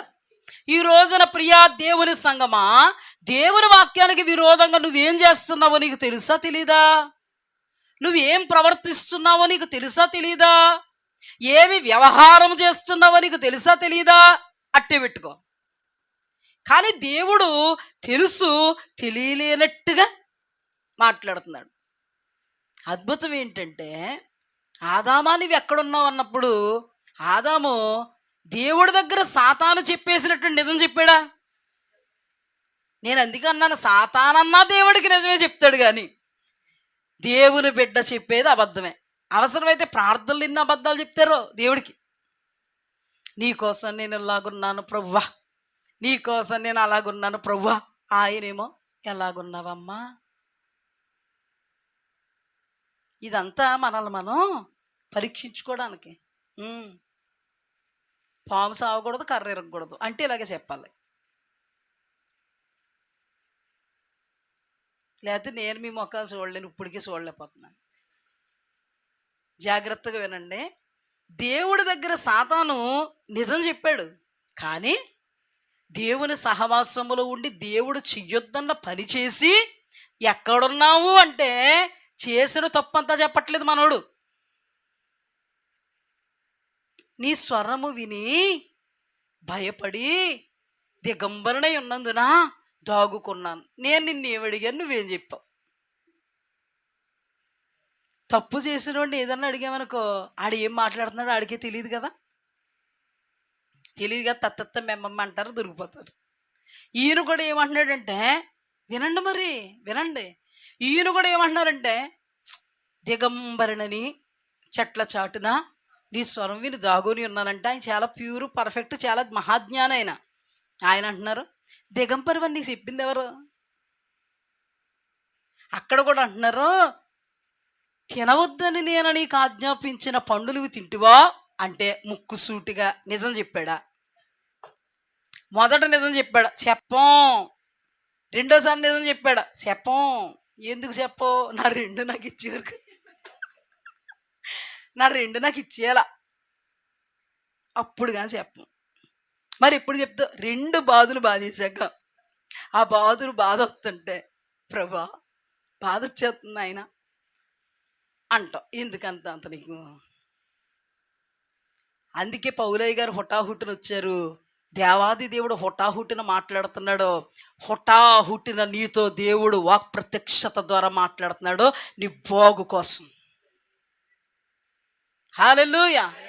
ఎందుకంటే ఆయనకు తెలియనిదంటే ఏది లేదు, ఆయనకు తెలియదు అనేటువంటి భ్రమలను ఉండొద్దు.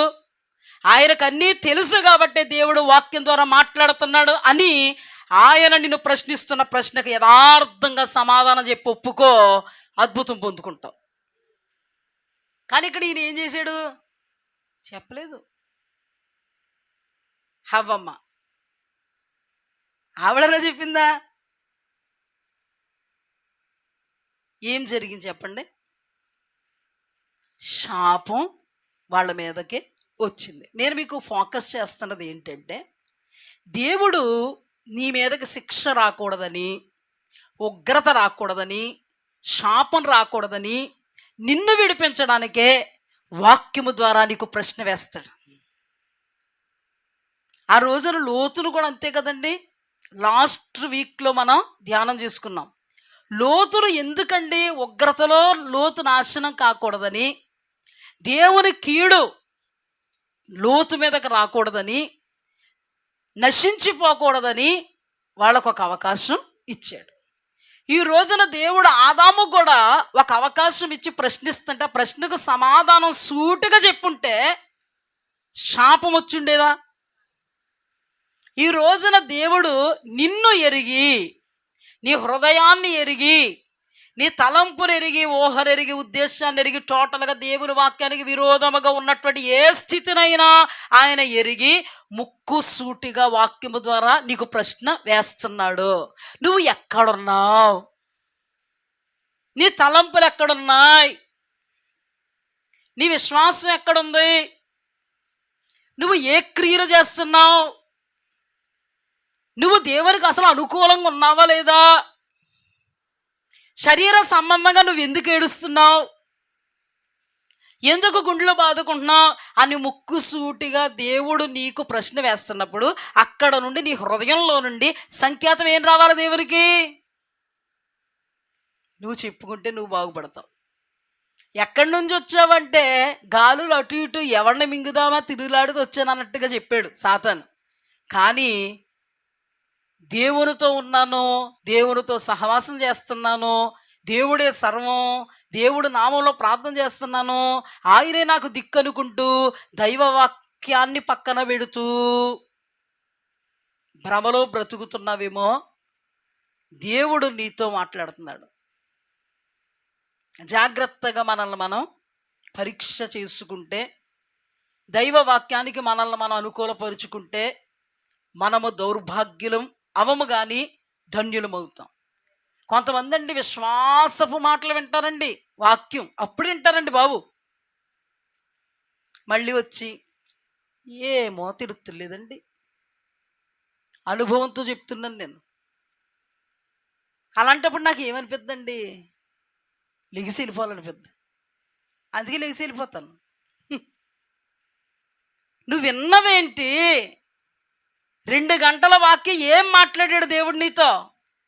ఈ 2 గంటల వాక్యము దైవజనుడు ప్రయాసను పెంట మీద పారేసేసుకుని మరలా మరుక్షణం సిగ్గు లేకుండా దైవవాక్యానికి విరోధంగా మా ముందు అలా నిలబడితే ఎలా ఉంటుందండి? దేవుడికి అప్పచెప్పేస్తాం ఇంకంతే.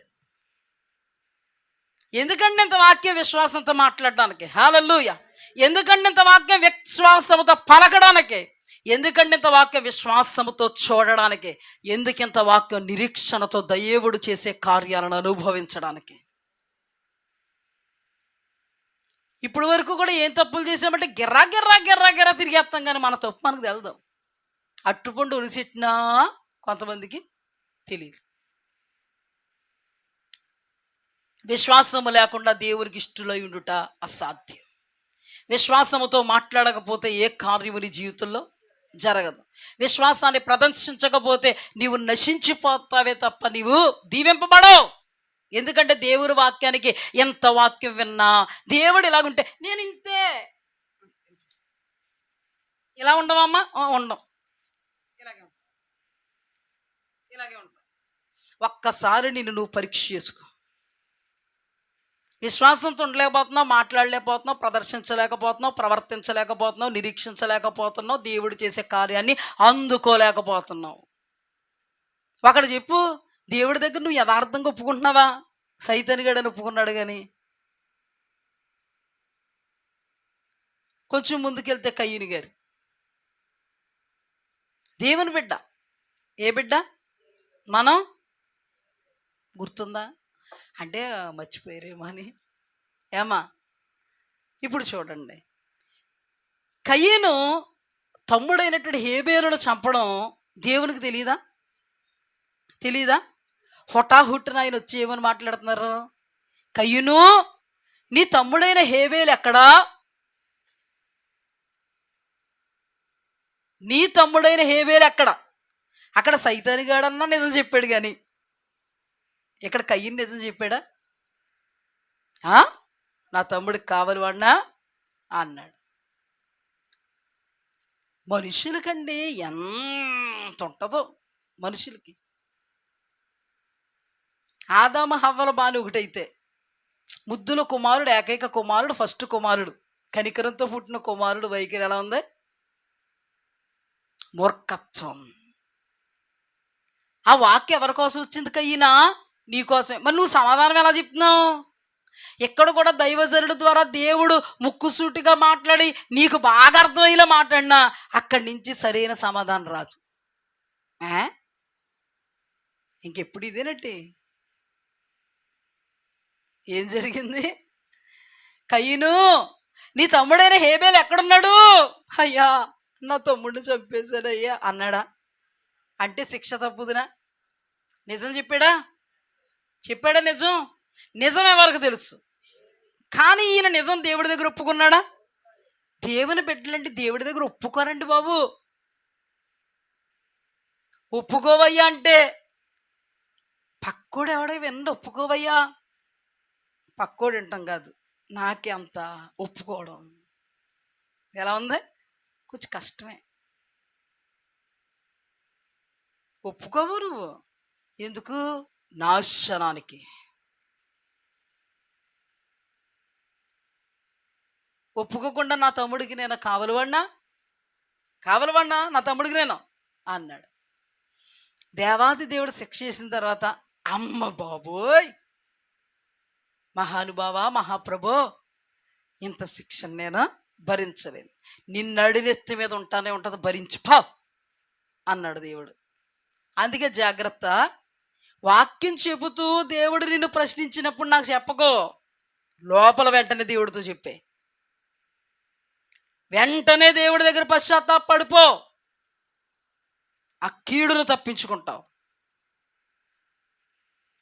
మూడవ సందర్భం ఎవరమ్మా? గెహాజీ. గెహాజీ ఎవరి దగ్గర ఉన్నాడు? ఎలీషా దగ్గర ఉన్నాడు. గెహాజీ ఎక్కడికి వెళ్ళాడు? నయమాను రథం వెనకతల పరిగెట్టి దుస్తులు కోసం, వెండి కోసం కరువాసిపోయాడు. అంటే మన అచ్చ తెలుగులో చెప్పాలంటే ఆదాము అవ్వమ్మేమో పండు కోసం బలి చెప్తున్నారు. Very good. ఇప్పుడు గెహాజీ గారు దేనికోసం? అంతా శరీరం అయితేనే, అంత శరీరమే.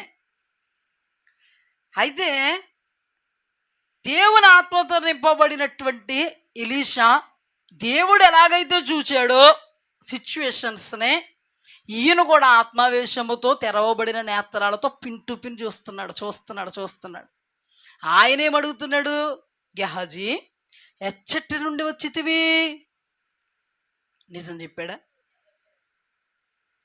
నేను అందుకే అన్నాను, సైతానిగాడన్నా దేవుడి దగ్గర నిజం చెప్తున్నాడేమో కానీ క్రైస్తవ సమాజం మాత్రం నిజం చెప్పట్లేదు. ఈ బాపత దేనికి? నాశనానికే. ఎక్కడికి పోద్ది ఈ బాపదంతా? అగ్ని ఆరని పురుగు చావని నిత్యనాశనానికి. ఎలా చెప్తున్నారండి? వాక్యం ఇంకా ఉందో, వినండి, అర్థమవుద్ది. గెహాజీ, ఎచ్చటి వచ్చితివి? ఎచ్చటికి పోలేదయ్యా, నేను ఎచ్చటే ఉంటిని, నీ పక్కనే ఉంటిని, చూడలేదా నన్ను? కొంతమంది చూడండి, వాళ్ళ చెప్పిందే అబద్ధం, ఆ అబద్ధాన్ని నిజం చేసుకోవడానికి పక్కనే ఎర్ర కుర్చీలో కూర్చుని ఉన్నావు కదా నువ్వు. మళ్ళీ పక్కనే ఎర్ర కుర్చెట్టేవా అంటే పక్కన నన్నెట్టు అదో తప్పు అయితే మళ్ళీ ఎర్ర కుర్చీ ఎక్కడి నుంచి వచ్చిందా? అబ్బాయి నమ్మించడానికి మేము నమ్మించాలి కదా. ఏమంటారు? ఎచ్చడికి బాలేదు. అక్కడ కూడా నమ్మించడానికి ఏమన్నాను? ఎచ్చడికి బాలేదప్ప. ఎక్కడున్నాను? ఇక్కడే గిల్లు గడుతున్న సౌండ్ వినపడుతుంది కదా. అవునా కదా? ఇప్పుడు ఏం జరిగింది? నయమాను విడిచి వెళ్ళినటువంటి కుష్టు సర్వకాలము నీకు కుటుంబానికి అంటుంటుంది.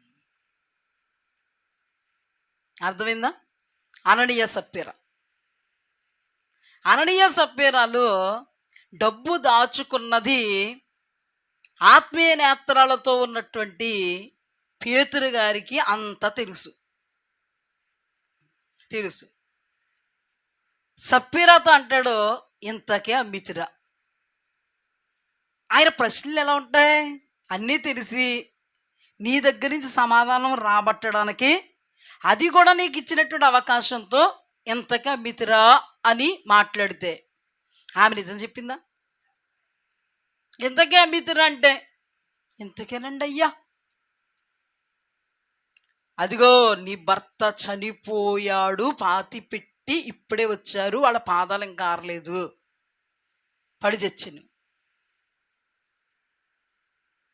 అంటే దేవుడు మాట్లాడాలనుకుంటున్నారా లేదా? ఇక్కడ కూడా పౌలు ఏమనుకుంటున్నారు? మాట్లాడతాను.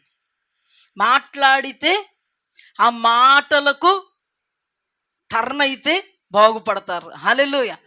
గలతీలు మాటలకు టర్న్ అయ్యారు, బాగుపడ్డారు. కానీ ఆదాము హవ్వలు టర్న్ అవ్వలే, కయీను టర్న్ అవ్వలే, గెహాజీ టర్న్ అవ్వలే, అననీయ సప్పీరా టర్న్ అవ్వలే.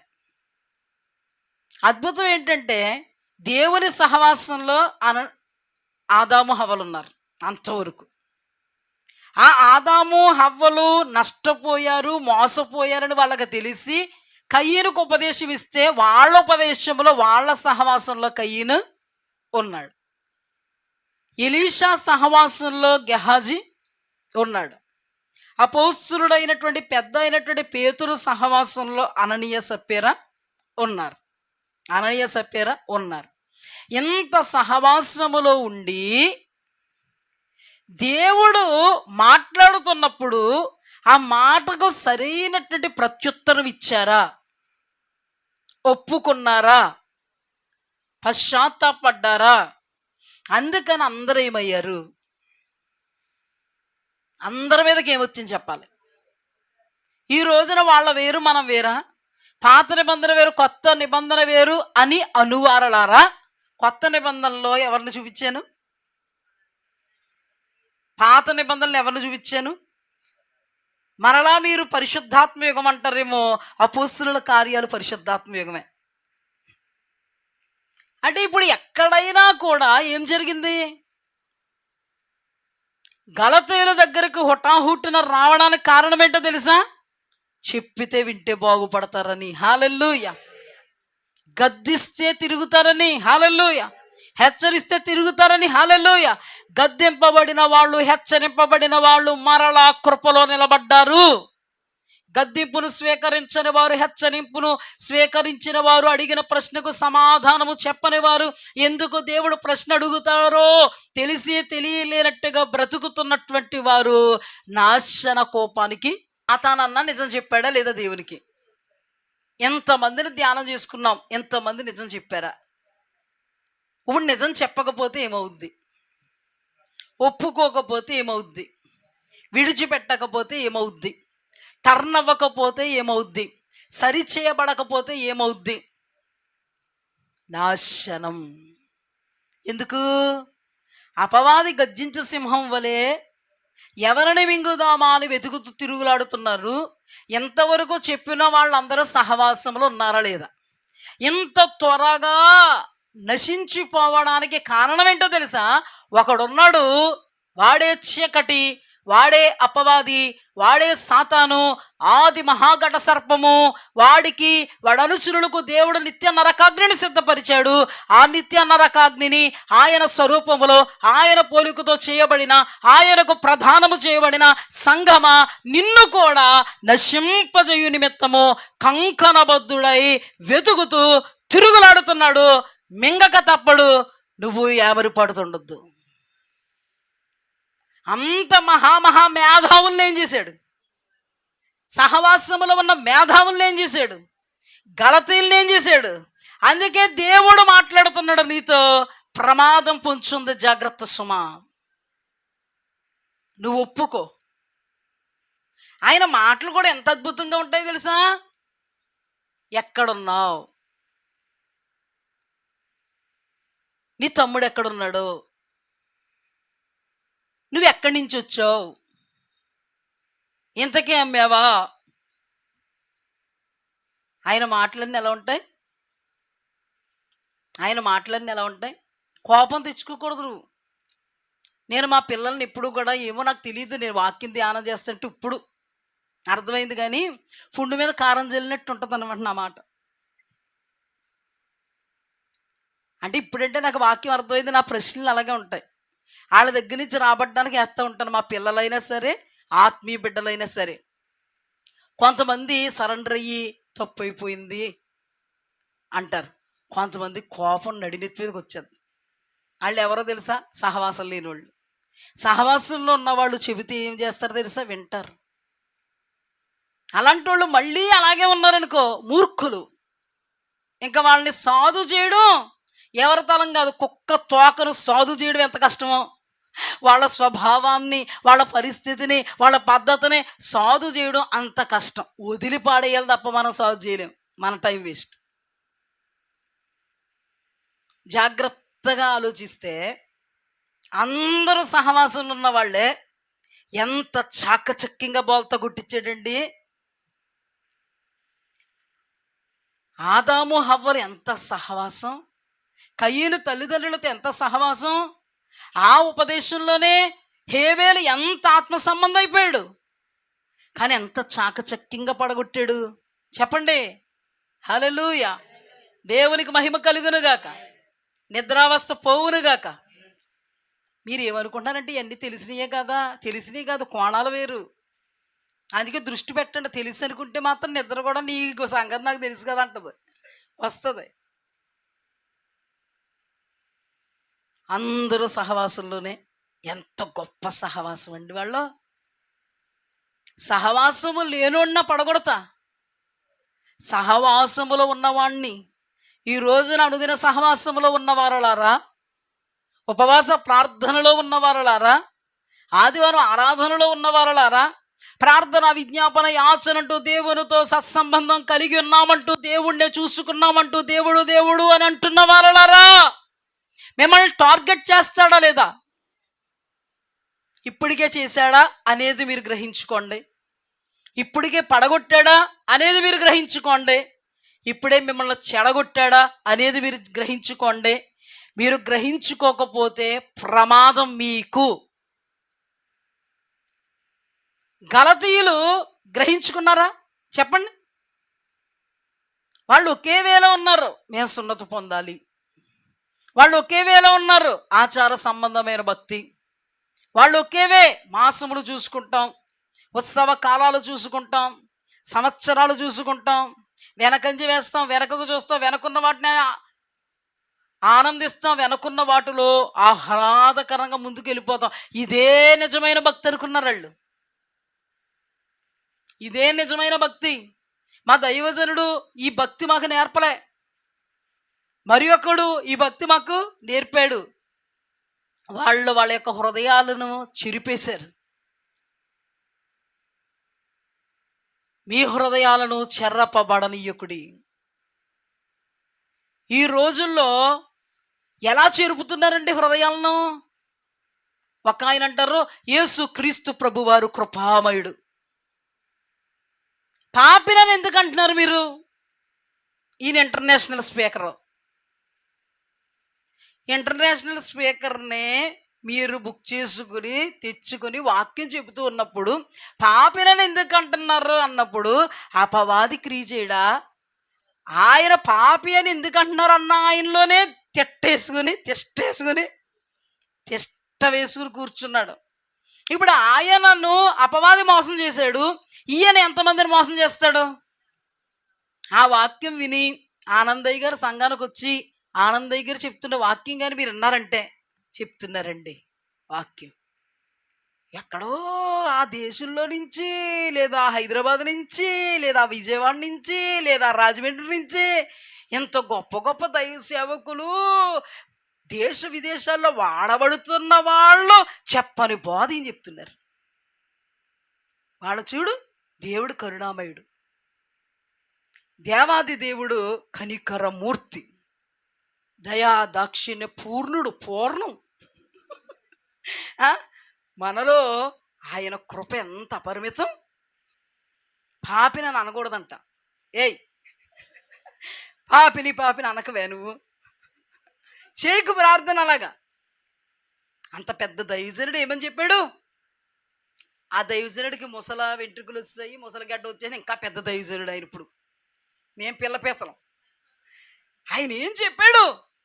వీళ్ళకేం తెలుసు, వాళ్ళకంటే తెలుసా వీళ్ళకి అని కొందరు చెరపబడుతున్నారు. ఒక ఆయన అంటున్నారు, దైవజనులు నేర్చుకోవాలి, పశ్చాత్తాపం గురించి మాట్లాడకూడదు మీరు, పాపులు మేము అని మాట్లాడకూడదు మీరు. మరేం మాట్లాడాలి?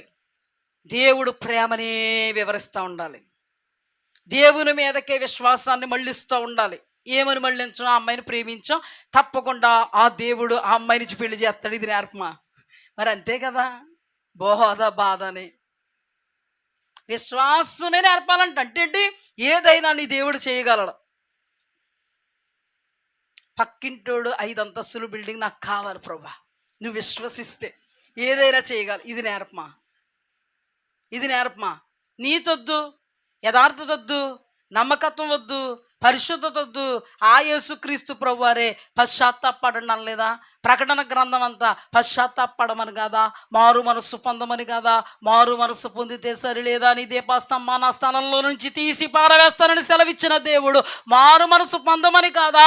బాప్తిస్మిచ్చి యోహాను ఇదిగో గొడ్డలి చెట్ల వేళన నాటబడి ఉన్నది, ఫలించని ప్రతి చెట్టు నరికి వేయబడి అగ్నిలో పారవేయబడను అన్నాడు. ఆయన దేవుని ఆత్మతో లేడు కదా, ఉన్నాడా లేడు? నాకే డౌట్. మీరు అలా ఉండిపోయేటోడికి బాప్తిస్మిచ్చి యోహాను మండుచు ప్రకాశించే అగ్నిగోళం కాదు. వాళ్ళని మించిన బోధ చేస్తున్నారు వీళ్ళు. నేను అన్నాను కదా, కొత్త బోధ కొంగొత్త బోధ అన్నాను లేదా? తండ్రిలోనిది కుమారుడు మాట్లాడతాడు, కుమారునిలోనిది పరిశుద్ధాత్ముడు మాట్లాడతాడు. ఈ రోజున ప్రతి దైవజనులలో ఆ పరిశుద్ధాత్మ ఉంటే వాక్యం మాట్లాడద్దే, లేకపోతే కొత్త బోధ. అదే నిజమైన దైవజనుల బాధ. జాగ్రత్తగా ఆలకించండి. ఒకరు అంటున్నారు, నేను స్వయంగా విన్న వాక్యాలండి ఇవి, ఆ టైంకి దేవుడు నా మైండ్లో పెట్టారు కాబట్టి మీకు ప్రకటిస్తున్నాను. సర్ప సంతానమా అని బాప్తిస్మిచ్చి యోహాను ప్రకటించారా? సర్ప సంతానం గురించి సర్పములారా అని యేసుక్రీస్తు ప్రభువారు అన్నారా? ఒక ఆయన దీని గురించి బోధ ఏమని చేస్తున్నారు తెలుసా? హవ్వతో సాతాను శరీర సంబంధం పెట్టుకున్నాడు. హవ్వ సాతాను ఇద్దరు శారీరకంగా ఏకమయ్యారు. అప్పుడు పుట్టిన సంతానమే సర్ప సంతానం. ఓరి బాబు, బోధకులు ఇంకా మీ దగ్గర రాలేదా?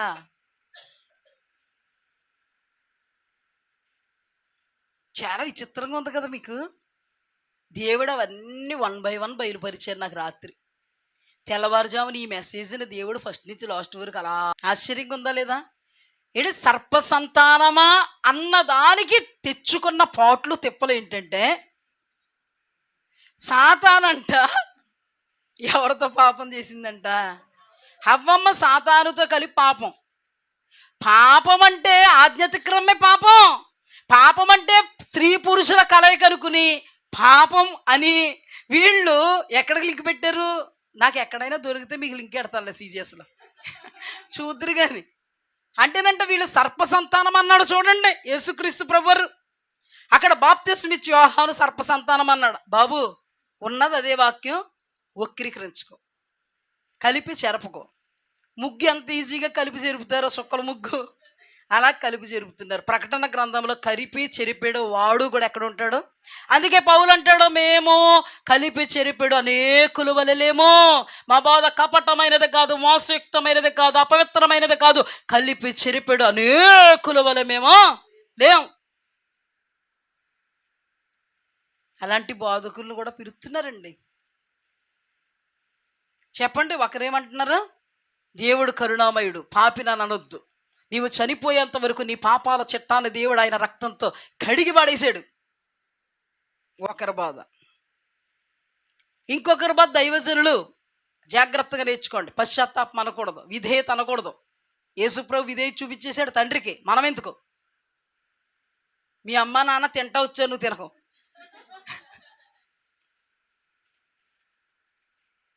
ఎలా ఉన్నాయి బోధలు? కలిపి చెరిపేడు బోధకులు. బిలాము బోధ.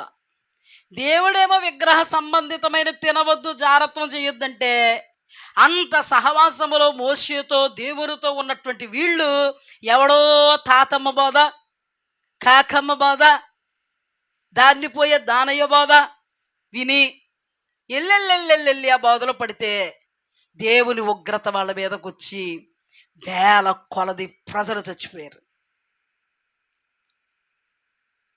ఇంకే బోధమ్మా? ఇజ్రాయేలు బోధ. ఈవిడ కూడా ఎగ్జాక్ట్గా జారత్వము చేయుటకును విగ్రహములకు బలిచ్చిన వాటిని తినునట్లును అది నా సేవకులను మోసము చేయుచున్నది. అపవాది ఎవరు? సర్వలోకాన్ని మోసవచ్చువాడు. బిలాము ఆత్మ ఎవరు?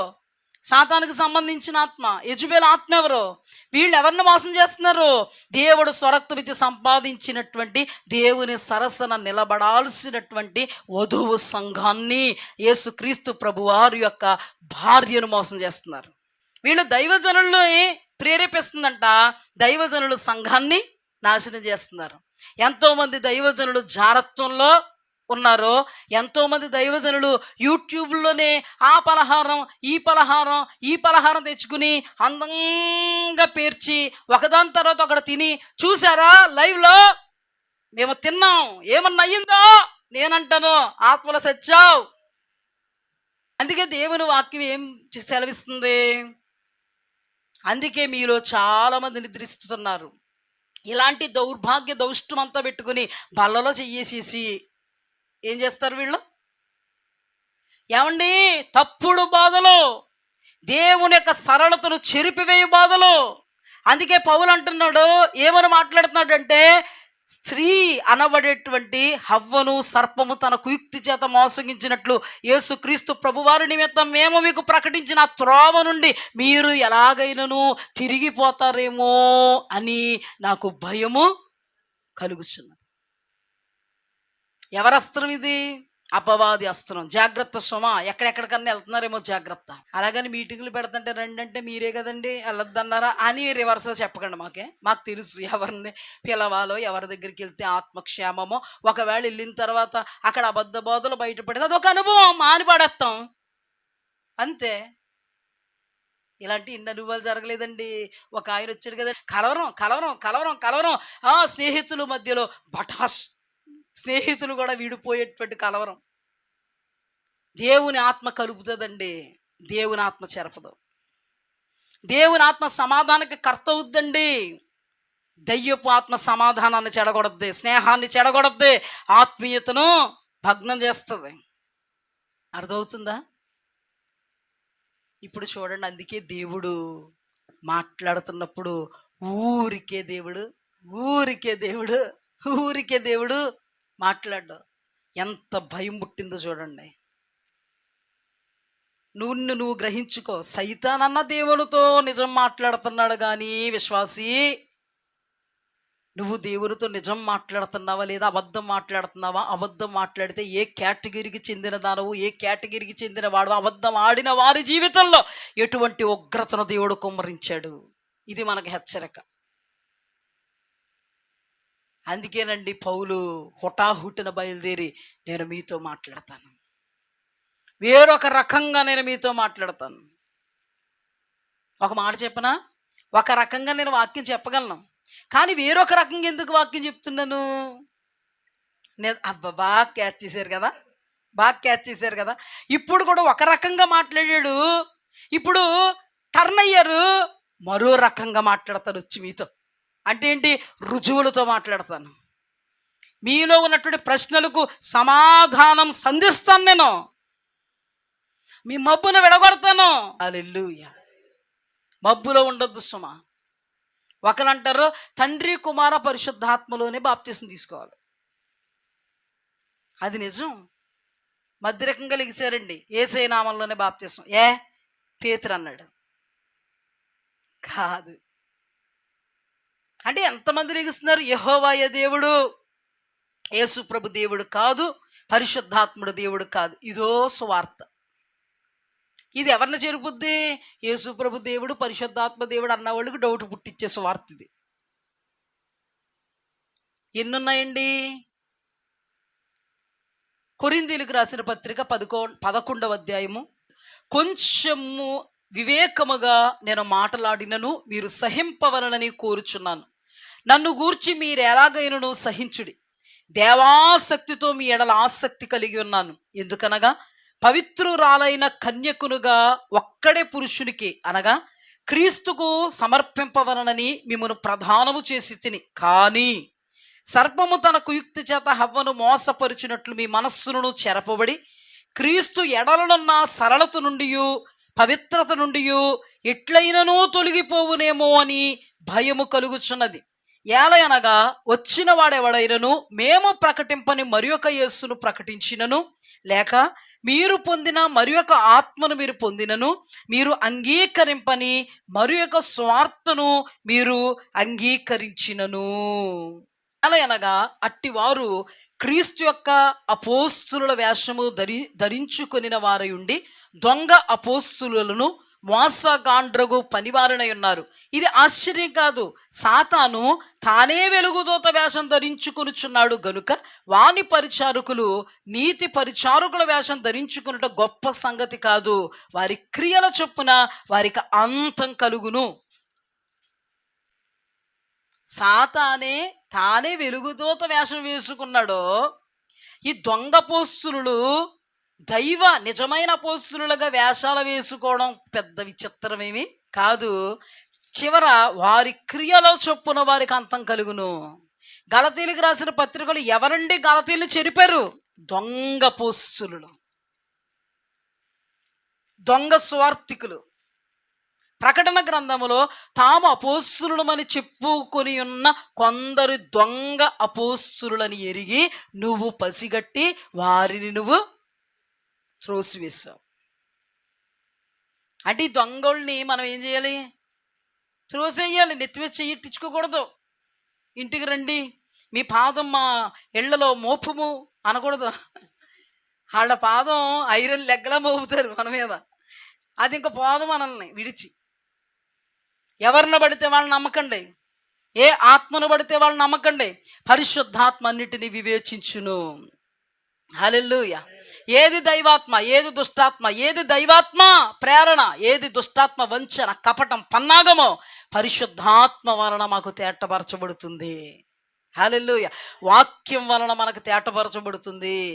ఎవరిని పడితే వాళ్ళని చేర్చుకోకండి, ఎవరిని పడితే వాళ్ళని ఆశ్రయించకండి, ఎవరిని పడితే వాళ్ళని ప్రార్థన చేసి మమ్మల్ని ఆదుకోండి అయ్యా అని అనకండి. మిమ్మల్ని ఇంకా ఆదుకునే నాదుడే లేకుండా పోతాడు. ఉర్రోతులు ఒక్కండి. దేవుడు మీకు ఇస్తున్న వాక్యాన్ని బట్టి, ఆ వాక్యమును బట్టి నెమరు వేసుకుంటూ జీవితం గడిపేయండి. నెమరు వేసుకుంటూ ఆ వాక్యములో నిలబడిపోండి. దినదినము ఆత్మ సంబంధమైనటువంటి మందిరములుగా కట్టబడండి. ఆధ్యాత్మికమైనటువంటి బలాభివృద్ధిని చేకూర్చుకోండి. ఈ లోకములో దేవునికి నిలయంగా ఉండండి. ఆయన ఇచ్చేటువంటి ప్రతి దీవెన, ఆశీర్వాదము నుండి నెమ్మది, సమాధాన, సౌఖ్య, సుఖ జీవన, దీర్ఘాయుస్సు అనబడే ఆధ్యాత్మికమైన మేళ్లతో సంతృప్తి చెందండి. అన్యజనులను అనేకులను ఆకర్షించగలిగేటువంటి విధానములో వారి పక్షముగా దేవుని నిమిత్తము ప్రార్థన చేయండి. అనేకులను అగ్నిలో నుండి లాగినట్టుగా లాగండి. మీరు అగ్ని నుండి తప్పింపబడండి. ఉగ్రత నుండి తప్పింపబడండి. మీ క్రియలు సత్క్రియలై ఉండడానికి దేవుని వాక్యముతో సరిచూసుకోండి. సత్క్రియలను బట్టి దేవుడు పరలోకమందు ఫలమిస్తాడనేటువంటి విశ్వాసముతో నిరీక్షించండి. అతీతమైన అద్భుతాలు దేవుని యొద్ద నుండి పొందుకోండి. ఎందుకంటే నీ దేవుడు సమర్థుడు. నీ దేవుడు ఎవరా? సమర్థుడు. సైతాను ఎవరిని మింగుదామా అని తిరుగుతాడు. ఎలాగైనా నిన్ను మోసం చేస్తాడు. ఎవరి బోధలో నుండన్నా నిన్ను మోసం చేస్తాడు. నీ ప్రేరణలో నుండన్నా నిన్ను మోసం చేస్తాడు. తద్వారా దేవుని ఉగ్రత వస్తుంది. దేవుని ఉగ్రత నుండి మనం తప్పించుకోవడానికి మనము వెలుగు సంబంధులమే కానీ దేవుని ఉగ్రతలో నశించిపోవడానికి సాతాను సంబంధులము కాదు అని పౌలు తన పత్రికల్లో రాశాడు. హల్లెలూయా. మెలకువగా ఉండండి. ఏది నానా నిద్రావస్థలో జోగకండి. మద్యముతో మత్తులేనట్టుగా తూలిపోకండి, తొట్టిల్లిపోకండి, తొలికెసలాడకండి, రెండు తలంపుల మధ్య తడవలాడకండి. దేవుని పరిశుద్ధాత్మ కొరకు ఆరాటముతో ఎప్పటికప్పుడు నూతనమైనటువంటి శక్తిని నూతనంగా పొందుకోండి. దేవుడు ఇస్తున్నటువంటి ఆత్మీయ ఆహారాన్ని ఇష్టానుసారంగా మీరు త్రొక్కకండి. ఇశ్రాయేలు జనాంగము దేవుడు కురిపించినటువంటి మన్నాను ఇష్టానుసారంగా ఏం చేశారు? తిరగలతో విసిరారు, రోటితో దంచాడు, పెనం మీద కాల్చాడు, తిన్నారు, సరిపించలేదు. ఎందుకు నీకు రుచిని పాడు చేస్తావు? దేవుని వాక్యము జుంటె తేనె దారుల కంటే మధురమైనది అంతకంటే మధురం ఉందా? ఆ మధురమైన దాన్ని ఏదేదో చేసావంటే ఫ్లేవర్లు మారిపోతాయి. అది దొరకదు నీకు. కానీ దేవుడు నీతో మాట్లాడుతున్నది సత్యమైన వాక్యం. హల్లెలూయా. ఆయన వాక్య సారాంశములో ఉన్నది సత్యం. హల్లెలూయా. ఈ సత్యము నిన్ను స్వతంత్రులుగా చేస్తుంది. హల్లెలూయా. ఈ సత్యమే నిన్ను సర్వసత్యంలోకి నడిపిస్తుంది. హల్లెలూయా. ఇదే మార్గమే, సత్యమే, జీవమే, నిత్య రాజ్య మహిమకు వారసత్వాన్ని నీకు అనుగ్రహిస్తుంది. హల్లెలూయా. ఇటు కృపలో దేవుడు వింటున్నటువంటి మీ అందరిని ప్రకటిస్తున్న నన్ను నిలబెట్టునుగాక. ఆమేన్.